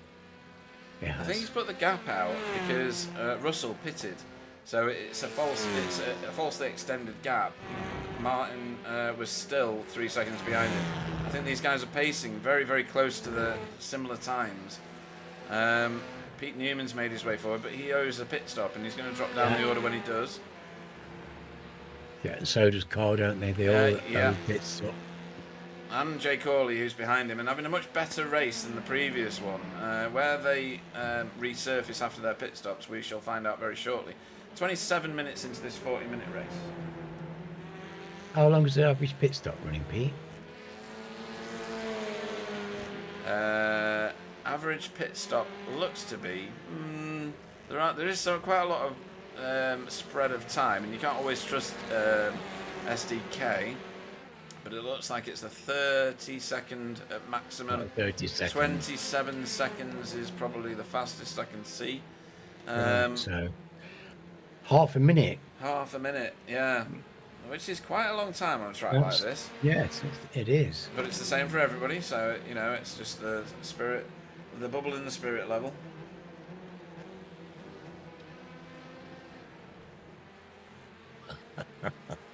Miguel and well, you know, Spencer and Miguel becoming fast friends, I think.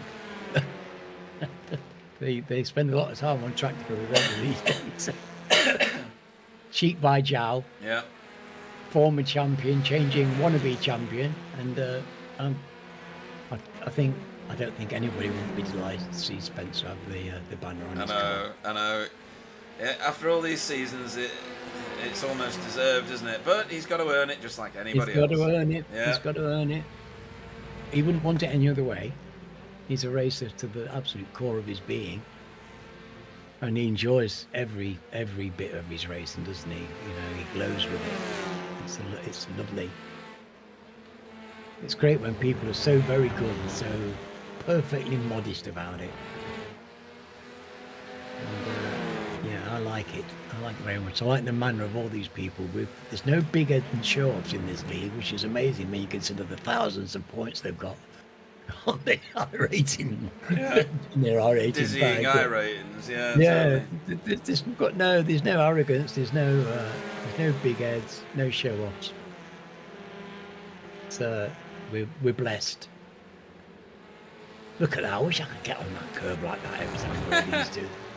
If I did, I'd crash. Right, so Jamie Wilson, a little bit further back from where I expected him to be honest.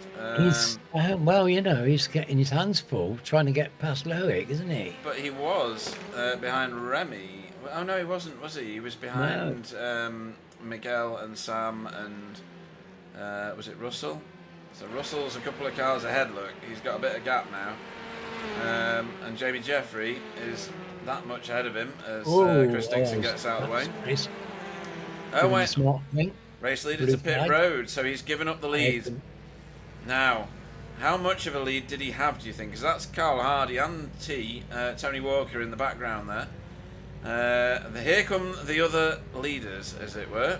Spencer. Oh, we've got to click the wrong guy. Click the wrong guy. There we go. And where is Wayne? Wayne is taxiing down the runway, and he's going to come out. Come on, Wayne. In about 10th. Come on, lad. Nearly 11th, because that's Russell Cowell at speed. Yeah, look at that. There they are. It'll be a familiar sight, but Russell's now got the edge. Yep. Oh, it just goes to show you, doesn't it? He was driving so well. He had 3 seconds at the front. Now he's in 10th. But if he can finish in the top 10 position, I don't think he'll be very unhappy. In fact, any kind of finish is great.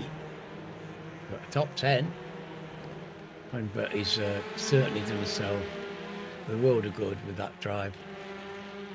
And I don't think he's finished yet. He's going to he'll be pressing on as hard as he can. Yep. There's Chris keeping out of the way. You pick your fights in this. It's a bad idea to go picking fights with people who are 3 seconds a lap quicker than you generally. Yeah.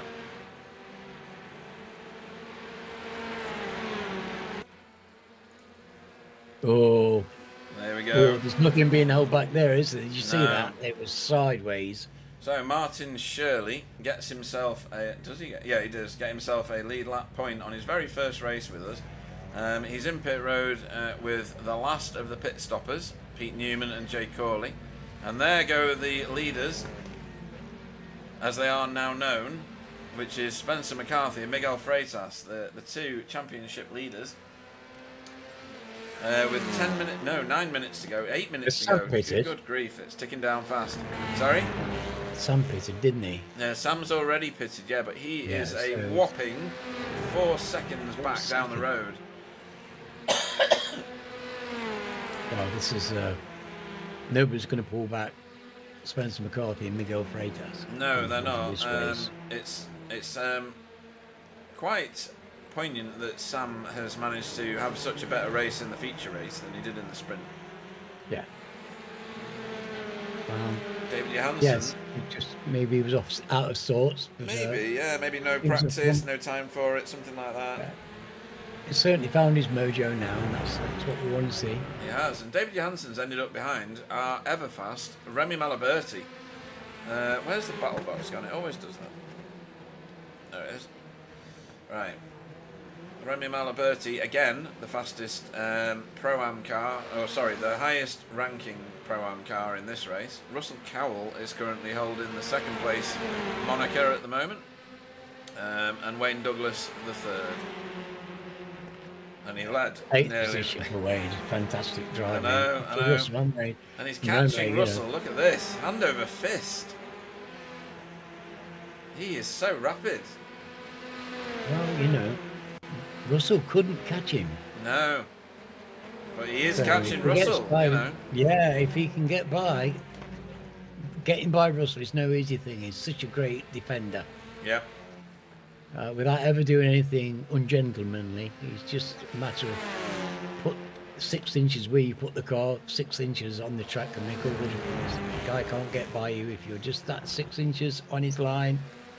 It takes skill and fine judgment to do that and defend fairly, because you're not allowed to make moves across. You're limited.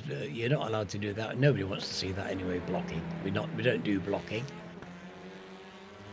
We do skill and pace. And some people are just excellent at defensive driving. Stefan's great at that. Arnaud's great at it. Roger's great at it. They're just great defensive drivers. They might lack a few tenths of the top end of the guys at the sharp end at the moment, but when it comes to holding a place and defending against those guys, they do a tremendous job of it. They don't make it easy. I don't think there's any pushovers, is there? Basically. No. Every driver in this league will fight his corner.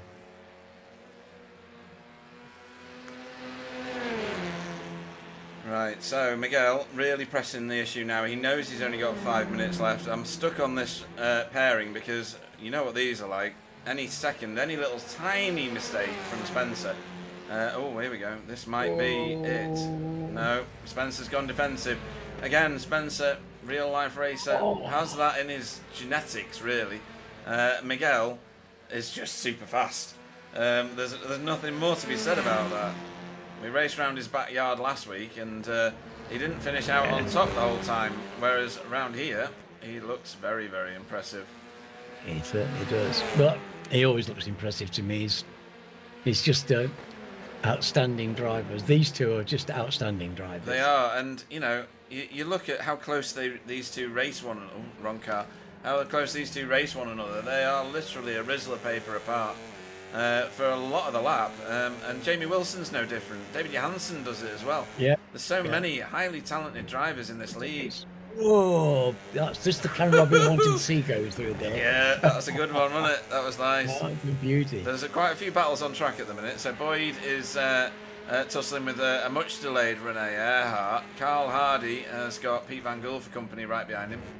Straight through here again, Alan. Not quite as fast. Remy Malaberti is catching up to these two in front, who are no seconds at all separated from one another, these four cars. But right at the very front here, we have these two. It's certainly an exciting prospect as Andrew Littler goes into the pits for his stop. Finally. What, we got 2 laps? Solar powered car. 2 laps. Maybe We've seen before 3. that Maybe 3. Miguel times it, and if he can get past, he will spring it. We've seen this happen before, where they've been locked together like this, and Miguel's managed to spring out just on the last lap, even, and just pop it out. And let's see if Spencer can stave him off this time, because Spencer wants the points, because he wants the championship this season.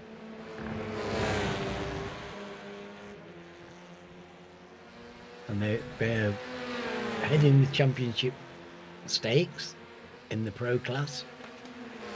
Yep. So this is it. It doesn't get any further down to the nub than this. Sam's not closing that gap at all. Even though they're racing hard against each other, they've still got enough pace that Sam's not closing the gap. And you know, you've got people like David and Jamie who actually aren't closing the gap.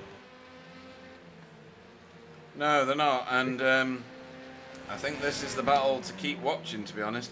Whilst we do have other battles on track at the moment, Pete Van Gool getting pressure onto Carl with T behind them. We've got Russell Cowell under pressure from Wayne still. I do think that this is the one to watch. I think this one's going to come to the boil.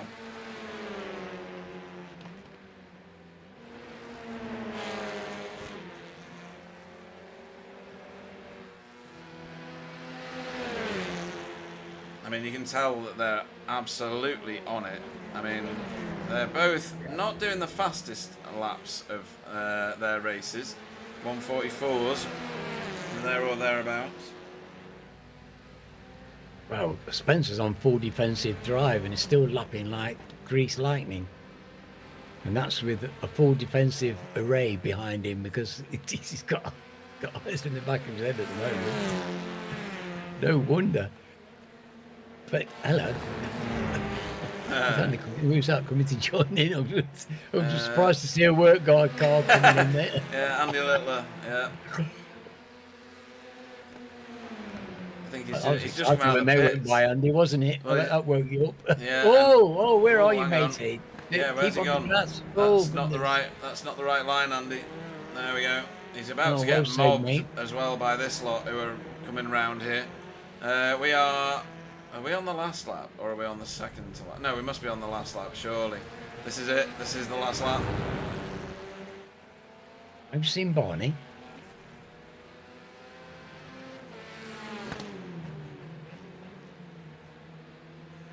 I haven't seen Barney, have you? No, but then I've been watching other races, other line. Whoa! Stefan just bailed out of the way because of who it was that was coming. Oh, here we go. This is it. This is on. Oh. We're heading through it. Side by side on the last lap. Oh, look at this. This is magnificent. I'm glad I stayed with this. Even if other people criticise me, I don't care. This is too good. Round Lodge. Can Miguel? Oh. No, he can't. His rears gave up on him. His rears gave 11s all the way around that corner.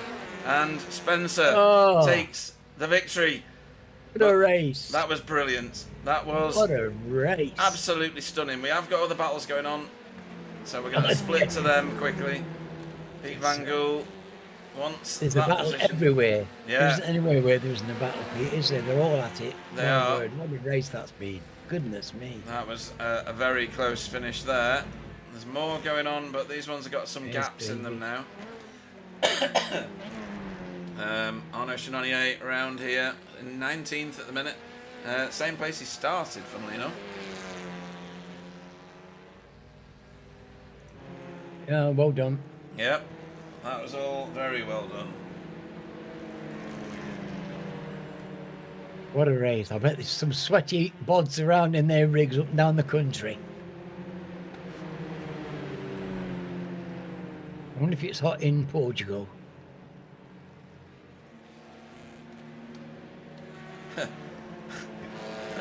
Hopefully the weather's better in Portugal than it is here, because I nearly drowned today just going to the shops. It was just unreal. Nottingham's been the same, we'll be pleased to know. Well...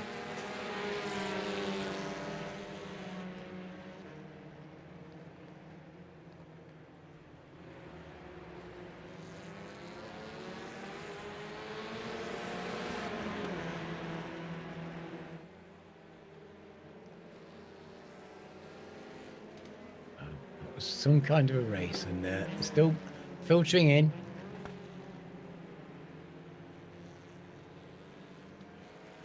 We lost Kylie in that race again. That's very disappointing. It is. Yeah, that was early on. That was very early on. 18 laps. Yeah, significantly down.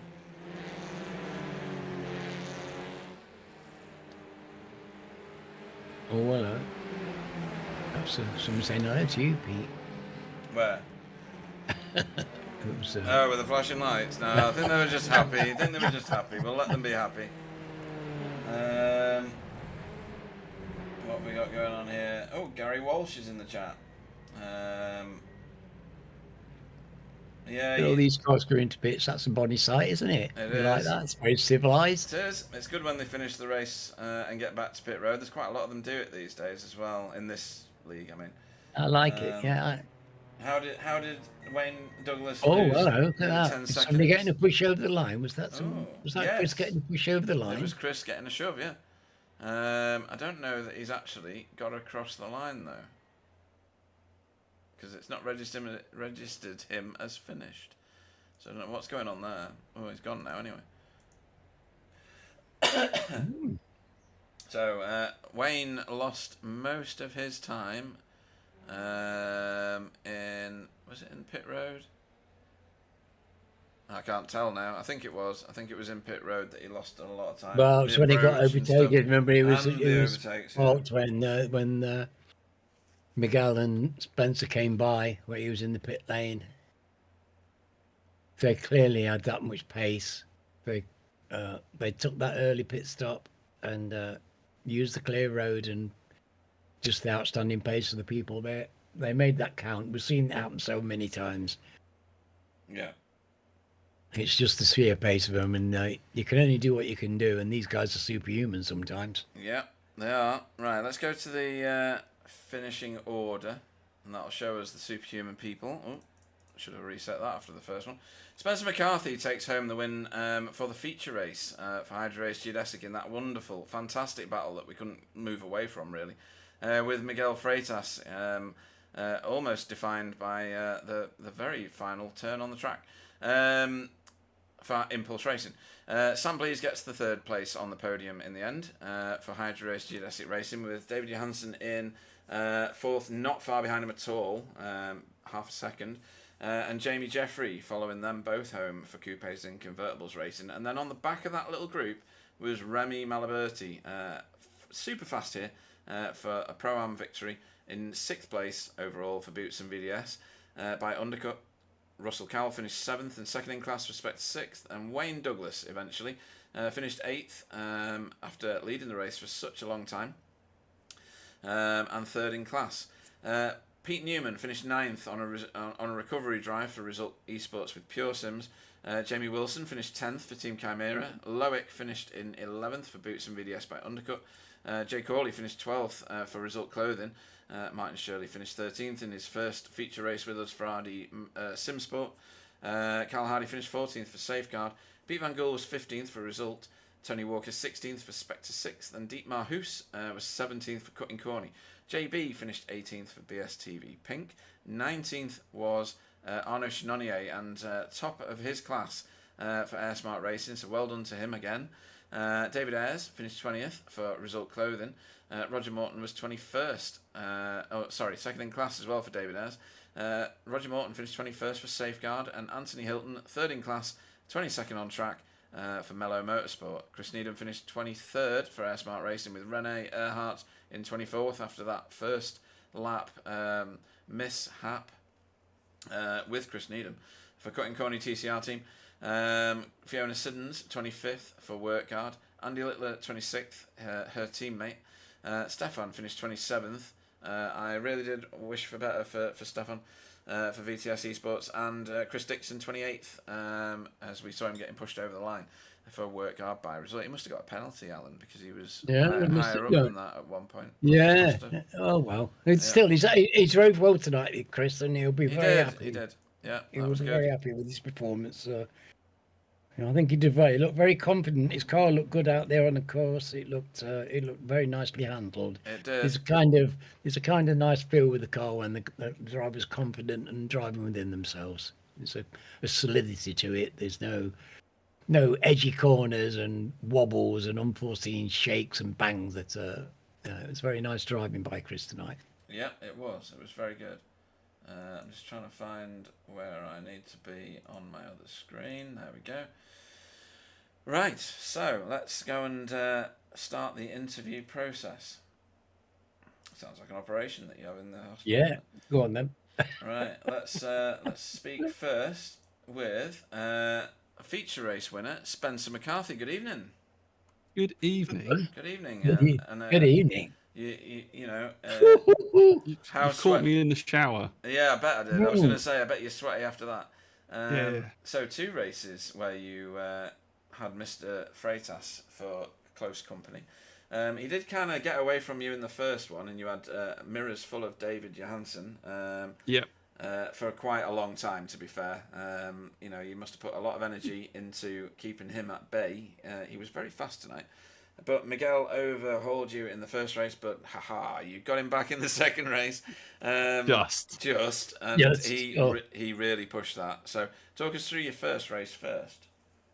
So the first race, it was obviously P3 quali. Obviously quali's got to be the name of the game around here, right? It is really hard to overtake, as you've just witnessed. So yeah, P3 I was happy with. Obviously, wouldn't have minded P2. I mean, Miguel had mega pace tonight, so hats off to him. He's definitely as time and time again he shows that he's often the class of the field.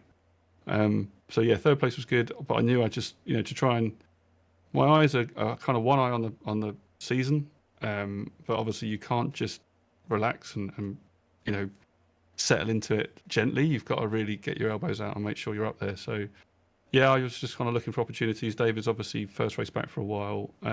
Maybe that was why he made a slight mistake going through Druids and lost the back a little bit. I got the run coming out and managed to get P2. And then, yeah, just didn't look back. I just then consolidated P2 at that point. I think Miguel had such a good pace that trying to catch him, I was going to have an accident. So just made sure I got those points. And then, yeah, race 2 was all about, right, I'm not letting him through, right? Just trying to get through trying to get through as many cars as I could without, letting him through. It nearly did at one point. We were side by side a couple of times early on. Oh, crikey.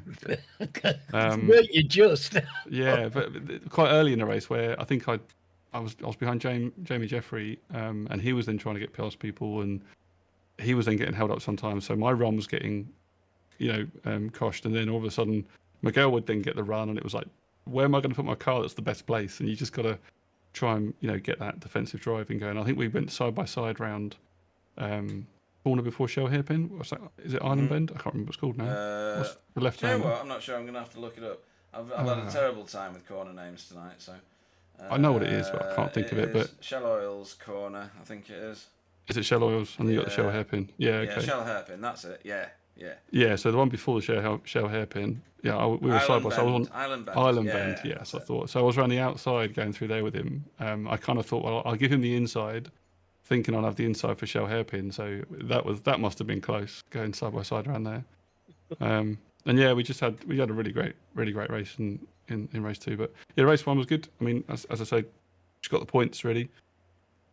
Yeah. Yes. No, it was a fantastic.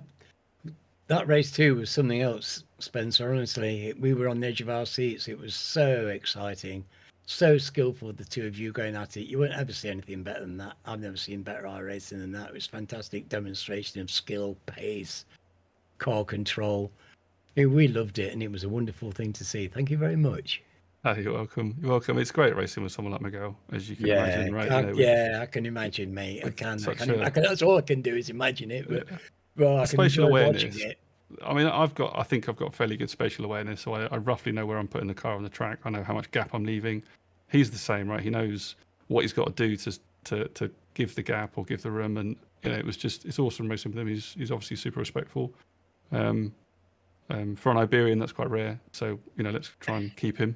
But no, I mean, yeah, he's mega. So it was a great result in race 2. Although I always feel bad holding people up, right?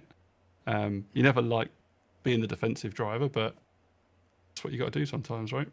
Yes. Yeah, well, it's a part of racing, Spencer, and you do it very well. And it's something that anybody who enjoys this sport can see the skill in that and enjoy it as well. It's craftsmanship, and I think the first person who would say congratulations would be Miguel, of course. Yeah, I'm sure he would actually. He loves to race, and he loves to race you because, like you say, when you're as good as Miguel, people who can race him and give him a really genuinely good hard race must be few and far between, I'm thinking. Yeah, sure. I'm proud of that. Good. Yeah, so you should be. Excellent. No, that is good. It's fitting that you've balanced it out the way you two have tonight, because the championship is as tight as... Well, there's a few little... in fly time. Hang on. What time is it? Tight as a submarine door. There we go. We'll go with that one, shall we? I'm going to try to find it now. Just a minute. I'm doing it on another screen, though, so just bear with me. Hopefully leveled it out, yeah. I think it's absolutely one on a 2 and balanced one on a itself. 2. Yeah, it's all to do with incidents now. Incidents and fastest lap. He got the fastest lap, but I think he got a couple more incidents than I did in that one, so kind of cancelled that one out. So, yeah. Wow. It's got it's the odd point. You just counted the odd point now. And you know what? It's actually, for me now, it's rather than chasing the fastest lap, I'm almost trying to chase not getting the incident. It's trying to use Gary Craig's, I hate to say it, tactics. Yeah. I don't know what that means exactly because I don't remember him winning it. Anyway, Disappeared down a hole of numbers. yeah, calculating the inevitables. He's as bad as me trying to work out my fuel while I'm racing. He can't even, He's the Carol Vorderman of racing, isn't he? He's out there with his abacus and stuff. He's too busy climbing at the minute. So anyway, Alan, give me your opinion on Pete's performance tonight. How did he go? Well, Pete has been feeling dreadful. Oh, was he? Yeah, he's really not very well. He's got a terrible throat and cough.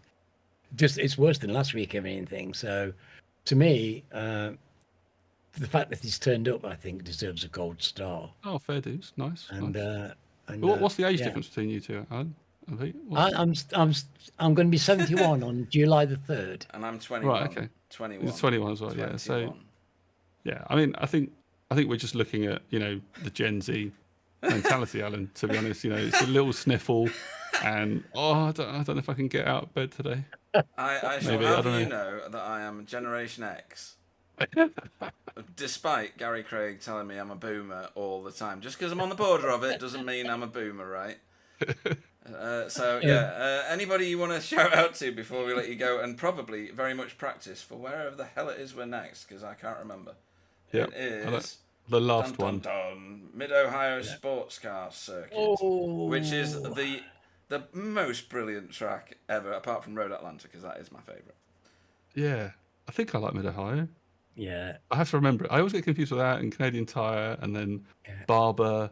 I'll have to go and look at it. Yeah, but I think I like Mid-Ohio. It's the one with the run up the hill and the hairpin at the top, and then the long run down with the right-hander at the bottom of the long straight downhill, and then that big right-hander at the bottom of there and the left-hander. Yeah, it's a fantastic. You'll know it when you get there, but it's a fantastic circuit. To be honest, I don't think I'll know it from your description. I mean, that could have been any number of tracks. Yeah. What you only want to know with this long straight uphill that goes to a hairpin and then comes all the way back downhill. Yeah, that's what happens. I think I know. All the way all the way I like back that. down. It's the downhill right-hander. Yes. After the hairpin. Yeah, that's right. That's nice. Yeah, we'll see how we get. I think I've got a good set for that, or an old one, but see if it still works. Yeah, no, looking forward to that. That'll be a nice finish to the season. You'll love it. Yeah, for sure. I think shout out tonight. Obviously Miguel. I mean, pace amazing, great racecraft, great sportsmanship.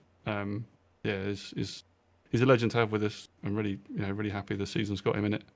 And obviously you guys. I mean, you guys are still rocking it, doing a good job, getting the numbers up this late in the season.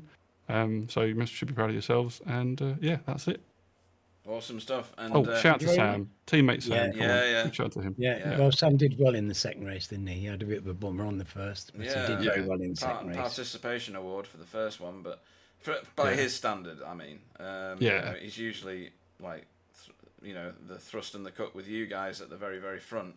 So not sure what didn't happen for him there. And Jay Corley, he's usually up there with you at some point, and he was not today. He's in the waiting room. I'll let you know. He can tell us what's happening. Yeah, excellent. He's busy sharing iRacing or something at the minute, but no, man.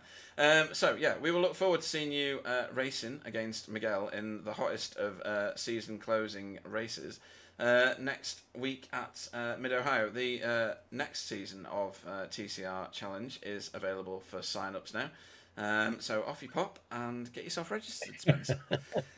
Yes, I think I might need a few. Yeah, a flannel wash. I think a flannel wash. Yes, with a small tissue. With a small tissue. Yeah. Tiny little bit of thread. Yeah, absolutely right. Well, it's been a pleasure, and what a fantastic. Well, even if we just record the last 4 laps of that race, Alan, because it was tremendous. There was no more than a Rizzler paper between them. So you won't see better than that. I've never seen better, more exciting, closer racing than that, and we've seen plenty, haven't we? Yeah, that's right. Fantastic racing. The legend that is Spencer McCarthy, everybody. Cheers, guys. Right, next into the booth, we shall bring in one Mr. Miguel Freitas. We drove around his back garden last week. This time we are in Cheshire, and we're racing around Oulton Park. And you almost did better at Oulton Park than you did in your own back garden, Miguel. So you'd have to explain that, because you got a race win tonight in a second place. I think that's better than you did at the Algarve. It is. It is. So you were obviously tuned into this particular track car combination, and you've done very, very well. And that was nail-biting stuff many times through the race, but particularly in the last four or five laps of the feature race. But talk us through your race victory, because you just romped away from everybody, really. Got yourself a 3-second gap and said, "It's alright, I'm off. I'm going to win this." Laters. And you're not having any lead lap points. I'm having them all. So talk us through it. Yeah, so race one was really interesting. I'm very annoyed with the safety car. It was totally deserved, but I got like 2 seconds gap from the start with a great start, and then the safety car comes out. I'm just going to interrupt Oh, you there. no. I'm going to interrupt you. I need to consult with Sir Alan of Toon. So just ignoring Miguel for a second. He's complaining that he got a safety car even though he won the race, Alan. Yeah. Somebody do that math for me, because I'm lost on this one. This is just crazy. Well, what I can say about that is that we did note that he controlled the restart with a great deal of Skill, panache. yes, he did. Didn't I'm he? not going to And, tell him that now, because that was just a weird statement for him to make. So, I can explain. No, the tires are on the Honda. It takes ages to warm up, and yeah. I don't know if you were watching, but during the safety car, which was Alan so was. slow. Alan called it out. He was like, you were doing that thing called heat, putting heat cycles into your tires. So. Yeah, Yeah. I had to do that, and even though in the first few laps I had no grip at all, and yeah, when the safety car came out, I was very afraid that I would just lose it on the restart. But it ended up well, so yeah, I can't complain too much. No, it was fantastic. You just pulled away again and re-established yourself, and yeah, usual Miguel stuff, really. But yeah, it was a fantastic race. The first race, you just did the usual thing, drove away. But the second race was something sparkling and special.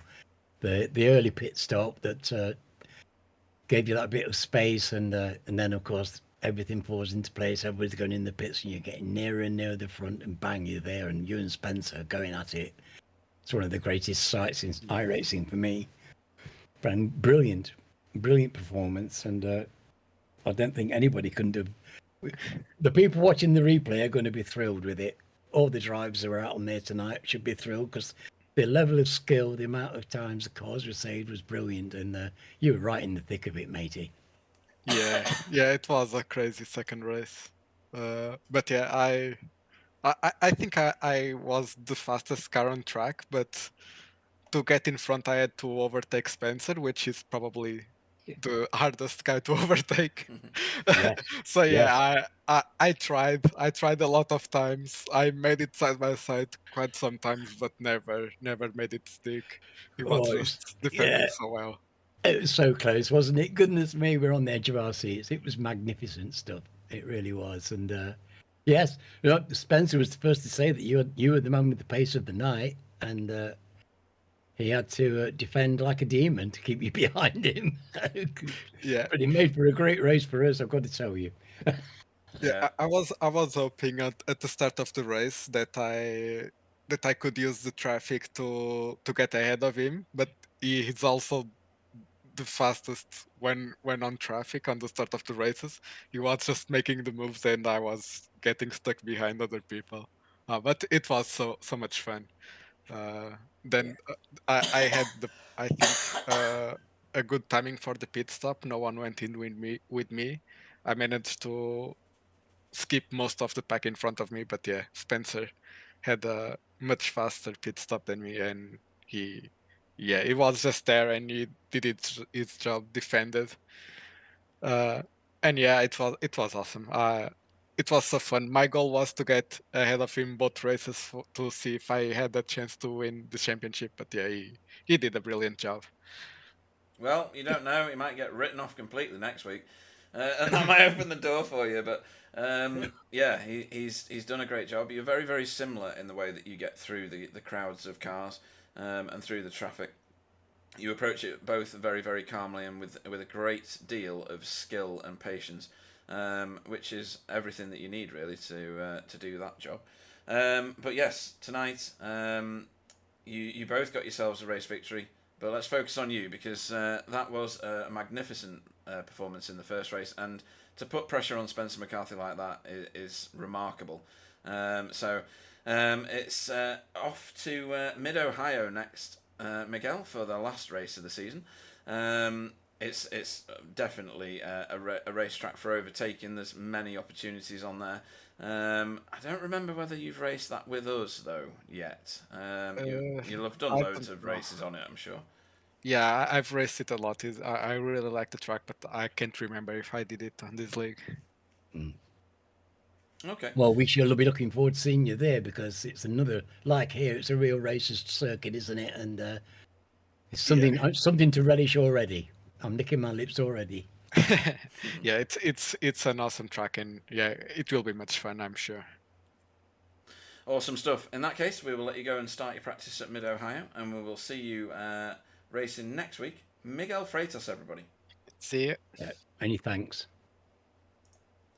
Right, next into the booth, we will bring in David Johansson. Good evening. Good evening. Good evening, David. Welcome back to the league, and you've come back with fight in your step, haven't you? That's very impressive. Feels like I never left. Yeah, Yeah, fit right really. back in, very, very fast, straight out of the blocks. A third place in the first race and a fourth race in the second I race. should have been P2. Should have been P2. I'll go and let me phone Spencer McCarthy and tell him you think that he's crap. I got a little slide here in the back, Okay. double right-hander. I got that for free. But he needs the points. I don't need the points. True enough. Yeah, you've joined very late in the season. Hopefully, it's just because you enjoy racing with these guys. But you've done yourself. Sorry. Yeah, and because I love Oulton, it's the best track. Okay. I love it. Oh, well, an Oulton lover. That goes down well with us because Yeah, it we're all does. Oulton Yeah. lovers. Box ticked. Yeah, and you do it beautifully tonight. It was great Yeah. to see you on the track again. I'll take. I was thrilled to see your name up there, and I knew we were going to see plenty of pace out you, and I look forward to it. And you didn't let us down. Yeah, nice to be back. I haven't done a lot of driving lately at all. The last race I did was Nürburgring 24. That went pretty me okay. too. I bet I'm still there though, finishing my laps. We were a bit lucky in our race. We ended P3, but was in the top split in the broadcasted session. So with the big boys, it was fun. Wow. Yeah. Well, you certainly brought your pace with you here tonight, and yeah, great to see you on the circuit. And you did some fine driving yet again. Thank you. I hope you're going to come back and rejoin us for next season. That would be lovely. And are you going to come next week? We'll Are you see. going to race next week as well? Because next week, if I got time, yeah, I'll be there. That would be lovely to see you at Mid-Ohio. If Pete lets me. Alan, he's got so many autographs to sign after getting a third place in this one. That might take him at least a fortnight. But yes, he's more than welcome to race with us whenever he chooses, to be honest. Such a dynamic racer and highly in tune with the league. Yes. Evidences all those characteristics that we like to see in drivers. Fast is one of them, but safe is another, and respectful is the third. And David does all of that. So do not hassle me for uploading the results 3 seconds after you've come off the broadcast, because back of hand will go to Bot land, I have to say. But yeah, fantastic racing tonight. Hope we see you at Mid-Ohio. Anybody you want to thank before we let you go? Get some sponsors in there. Just thanks to everybody who just races cleanly and all very quick and just friendly. Really nice to be back. Oh, that's nice to hear, isn't it? And thank you, David. We very much enjoyed seeing you this evening. You too. Awesome stuff. David Johansson, everybody. Right, next up will be... Who should we get? We'll get racing for... What's it? Bootson VDS? Was it Bootson? That's not orange. No, what's that? No, hang on. I forgot DB Quasi. Was it DB? Oh yeah, DB. Where's that? I'm gonna bring one up on the screen if I can find one. Oh, this is failed. There we go. No, it's not that car. That's my fake version of that one. There we go, Jamie Wilson. And so tell us about your paint job, Jamie.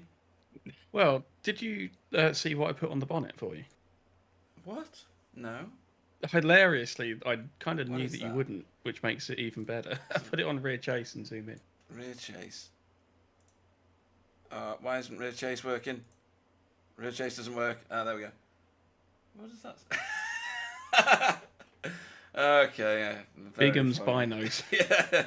That's class. I need to, that's a quite a good name, actually. I might start that off as a business.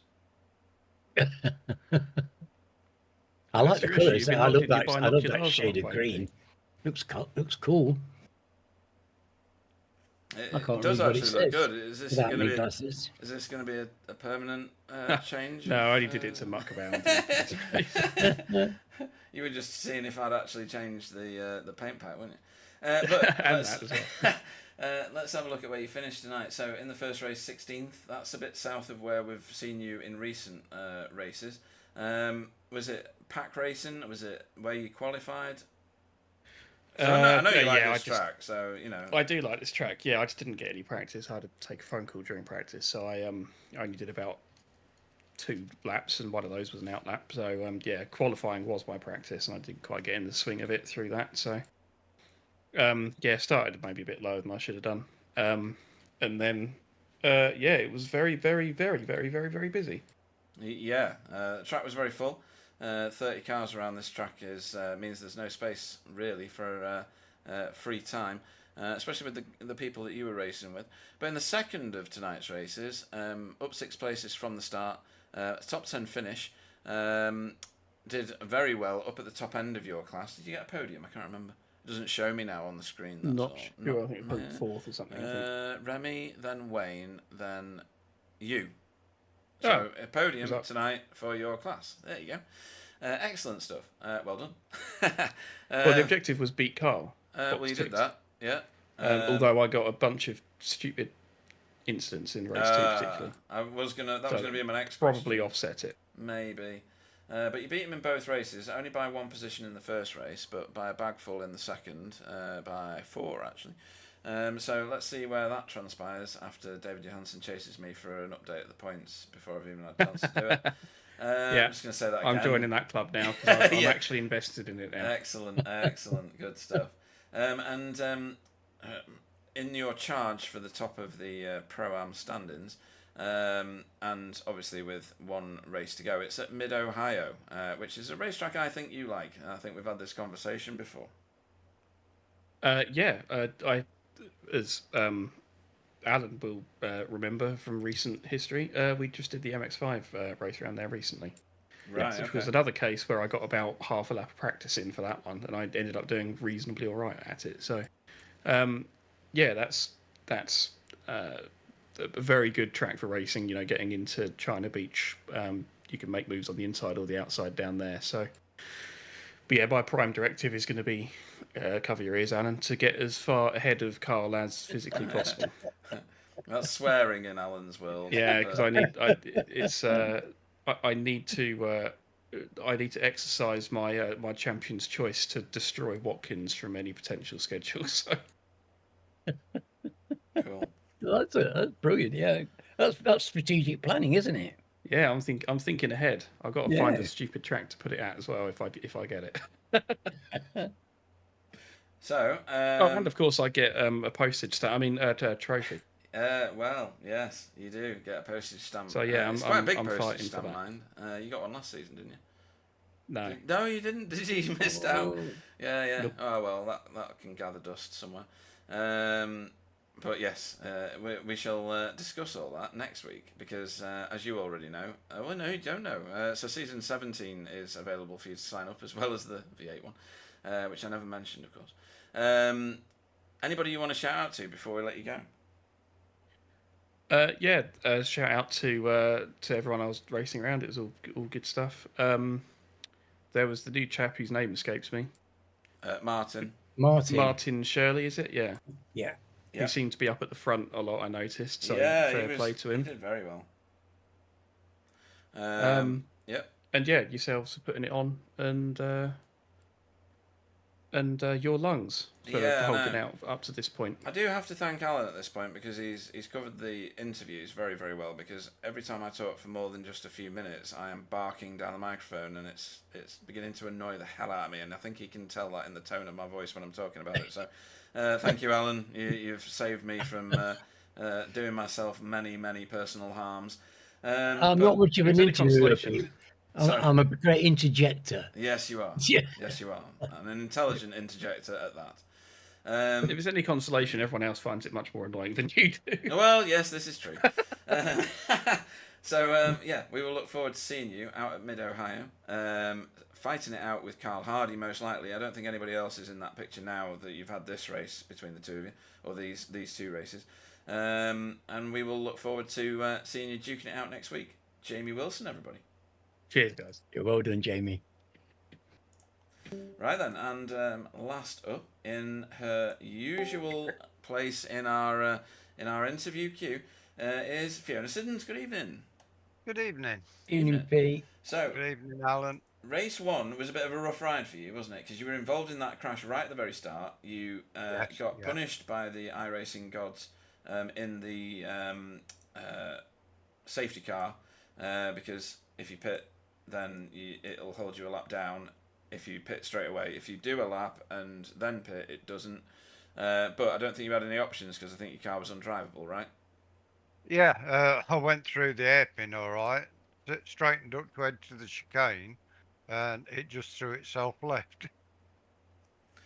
Left's not a good place to be, really, is it, at that point? No, So I had to tow back to the pits. Yeah, sorry. But I think by the time the tow had finished, the pit lane was open, so I think I got away with that. Well, that's Yeah. you know, you needed a bit of luck tonight. Everybody needed a bit of luck tonight for you because it was ferocious out there, wasn't it?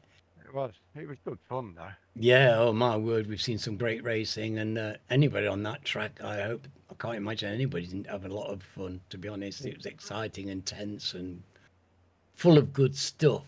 Yeah, It race was. race 2, I got turned in turn 3 on the entry. I think it was Boyd lost it, went across the grass. I could see he was going to, even though he's on the brakes, he's going to go straight across the track. So I braked. Can't remember who it was behind me at the time. He got caught out, tapped the rear, and it spun me. Yeah. I had a good battle after that. I had a good battle with Boyd and with Rennie towards the end of it. Then Yeah, Rennie got past me and pulled away, and I pulled away from Boyd's. Yeah, yeah. I mean, Rene was on a recovery drive, but you still finished on lead lap, which is better than quite a few drivers tonight. Where did you finish? Where did you actually finish in the first one? 29th in the first one, 25th in the second one, up 4 positions from your start. You posted Andy Littler behind you, and Chris Dixon behind you. So you finished top of the work guard team, which is always a good trophy to carry, even if it is just the first target. That's the first target every week. Be the highest place to the team. We've all got the same attitude. We all want to be first to the team, so it makes for a good racing. Yeah, you get more wages as well, don't you? More wages? I think it must be a backlog. I haven't received them yet. I'm waiting till I win one and get a win bonus. Well, yeah. Yeah. I hear in the work guard fraternity that it's £1 million win bonus. Yeah, there's something like that. Excellent. So, Mid-Ohio next week for you, which is a challenging track. It's very, very technical. There is not an inch of it, I don't think, that isn't a challenge in some way or other. But it's such a rewarding track to drive. Is it a personal favourite, or is it one that you shy away from? I wouldn't say it's a favourite, but I do like it. It's a good little track. I was there with Alan in the work guard team in MX5 a few weeks ago. Yeah, it's a regular on the MX5 schedule. It's a great track for that, and I think it's just going to be it's a great track for the TCRs as well. It's a real racing circuit, and you can tell that by the amount of people that have spoken well of it, and It was the same last week. A lot of people love Oulton Park. In fact, we've had a driver turn up tonight because of love of Oulton Park. But it's the same there. It's a real racers circuit, and it's fantastic. There's overtaking opportunities, a chance to show skill, and I'm looking forward to being there. That's for sure. Yeah, it was good to have David Johansson back. He's a nice guy, and I think he did well. And it's good to have Martin Shirley join. Yes. Not raced Martin since the BSR touring Ooh, car days. that answers our question. That answers our question, Alan. Yes, excellent stuff. That means we can stop sending those letters out now, Alan. We can save the stamps. We wondered if anybody knew Martin from previous. So you do, right? Yeah, don't know him well, but he was in there and racing. Oh, that's great. That's great. It's got he knows somebody. He's not coming here to a load of strangers because he did very well tonight. It's a pressured league to come into for the first time with so many fine drivers, and he did absolutely brilliantly, I thought. It's a precarious league when you've been in it, you see. Oh God, yeah, it's precarious. It's a tough old place. There's no easy races, but they're all fantastic races. Yeah, like I said last week, no disrespect to the UK sim racers MX5, but I think this is the toughest league I've ever been in. The toughest league? Yeah. Yeah. Right, okay. Toughest to do well in. Right. You know, it's an hard league. Everybody's great, but it takes a lot of practice to get on the pace with them. Right. Well, yes, I get that. It's one reason That's partly the car as well, though, isn't it? That car takes learning. I think it's a bit of a specialist car, front-wheel drive. A lot of people were used to rear-wheel drive cars. You need to have some patience with the TCR. And it's, it toes in and wants to go plunging into corners. It feels very different from an NX5. Yeah, but in the British sim races, I won the AM Championship, and I'm a long way from doing that in this. Well, I've noticed, and this is one of the something I noticed in this league, people get better. People improve over time. We've seen it, people rising and moving up up the grid, and we've seen it with so many drivers now. People, if you're surrounded by this kind of talent and you've got your ears open and you've got your eyes open, there's so much to learn, and you're in a good place to learn how to be a great driver here. Yeah, if a lot of people, if there's in my position, the last couple of seasons, they would have packed up. But to me, it's a challenge. People are that little bit in front of me all the time, and it's a challenge to just claw back to them, and that makes it worthwhile. Absolutely. It's well, you're a competitive fee. You like to race, and you want to be as good as you can be. It's why we're older. We love to race. It's not about winning a race. It's about being the best driver you can.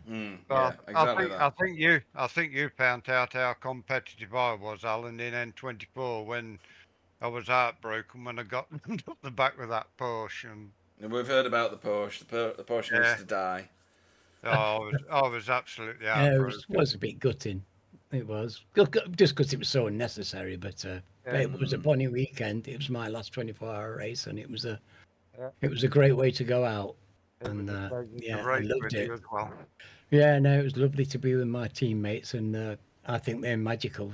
The endurance races, there's nothing as atmospheric and as involving as a 24-hour race. No. It gets you inside. There's so much effort. You're so committed. There's so much effort go into it just before you even start the race. Hours of practice, and I love it. If Jamie's still about watching the stream, there's no need to worry about Carl next week because he won't be here. He's on holiday. Right? Is he really? Yeah. So Carl's just gifted Jamie the win if he doesn't. All Jamie needs to do is turn up. Oh dear. I was hoping for a proper ding dong battle then. So if he's still watching, he knows now. Yeah, and we're going to Snetterton the weekend. So I'm gonna go if my chest is any better. I'm hopefully going to try and get. I'm going to do IndyCar on the Saturday, and I'll do my best to get to Snetterton Oh, on the that'd be Sunday great. and meet up with you all. Yeah, well, we'll be there on Sunday, and it'll be great if you can make it. Yeah, definitely. Awesome stuff. Hey. In that case, Yeah. who are you going to shout out to tonight, Fiona?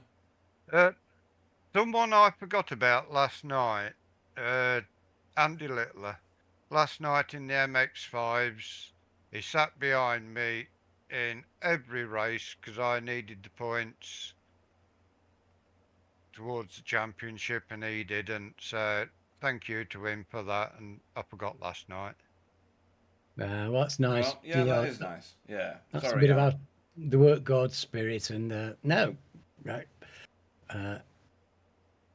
They they're my squad, but they're miles ahead of me, and they're tete-a-tete, miles up the field, and it's great that we have that affection. I don't just respect. I mean affection. We've got affection for each other. You know, we care about each other, and Yeah, we do. and it's magic. It's a magic thing to have. It is. It's the best team I've been in for the team spirit. It's brilliant. Good stuff. Yeah, that's it. Now I've just finished my scotch. Excellent. I could do some of that right now. You probably could, but you bought this for me, Pete. I know, so yeah. Take it back. There's a gift. All right, I'll have it back. Well, in that case, we will let you go and start your practice fee for Mid-Ohio. And we will look forward to you duking it out with your work guard racers next week. Fiona Siddons, everybody. Goodbye, everybody. Good night, Pete. That was a nice chat with a very nice lady. David Johansson, Pete Bingham, are the standings updated yet? I'm going to kill him. I am literally going to kill him. Anyway.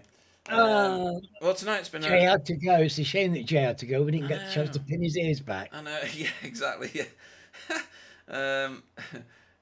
Something needs an explanation there, but never mind. Right, so Spencer and Miguel balance each other out for this one. It'll take a dramatic shift of fortunes for Spencer not to win the championship next time, but stranger things have happened in this league, so make sure you tune in, folks. I've had a great time tonight. I really do owe Alan a boon because my cough is irritating the snot out of me tonight. I've had to mute quite a lot. I thank everybody who's joined us all season in the chat, and I thank all the racers because 30 races, 2 race weeks from the end is remarkable for any league. So many just diminish into single figures, and this one is showing that it's stronger than that. Like I said, season 17 is already available for sign-ups. There's no schedule yet, obviously, because there's been no published schedule for season 7 for the new iRacing season. Driver of the night. Driver of the night. God, yeah, thank you. I want to say Wayne Douglas, but I also want to say Remy Malaberti. But then I kind of want to say, no, I don't want to say David Johansson. He's just posted that message, so he's written himself off there. Let me look down the standings. Martin Shirley, he was very competitive in his first race. Yeah. Have you got one in mind? I've got one in mind, and you've said one of them. So I've said one of them, right? Okay. Yeah. Right. Let me have a butchers at this. So I think. You want me to go first? Why not? Give you a chance. Yeah, because well, you said. I mean, there's so many people, and we could also say thank you to Spencer and Miguel for such an incredible race and performance, and to all those people who've raced so hard for us tonight. We've had an absolutely glorious evening. And I'm going to give it. I want to give it to Wayne because I thought it was outstanding the way he took his opportunity at the start of the second race to forge ahead and to retain his place for so long under so much pressure and forge a decent gap. I think that was brilliant by him, and I'm pleased to give him in my Driver of the Night award. Yeah, I think like I said, that would have been one of my votes for certain. Just making sure that there's no one else up there that would be the recipient of my vote. And I think mine has got to go Remy Malaberti's way. Where he got that pace from tonight, I have no idea. He needs to have whatever diet he's eaten for the last week or so, every week for the rest of his life, because it was absolutely remarkable. It doesn't make the standings for the driver of the meeting any more competitive, because we've just given votes to people who had no scores before. But that doesn't matter for me. It's about rewarding the people on the day who deserve it for doing fantastic things, and they have both represented themselves extremely well. Right, I'll go back to where I was originally. Thank you, everybody. Thanks particularly to Alan. And season 17 is available for you to sign up if you wish to. I wonder if we've got any sign-ups already. Let me have a quick look.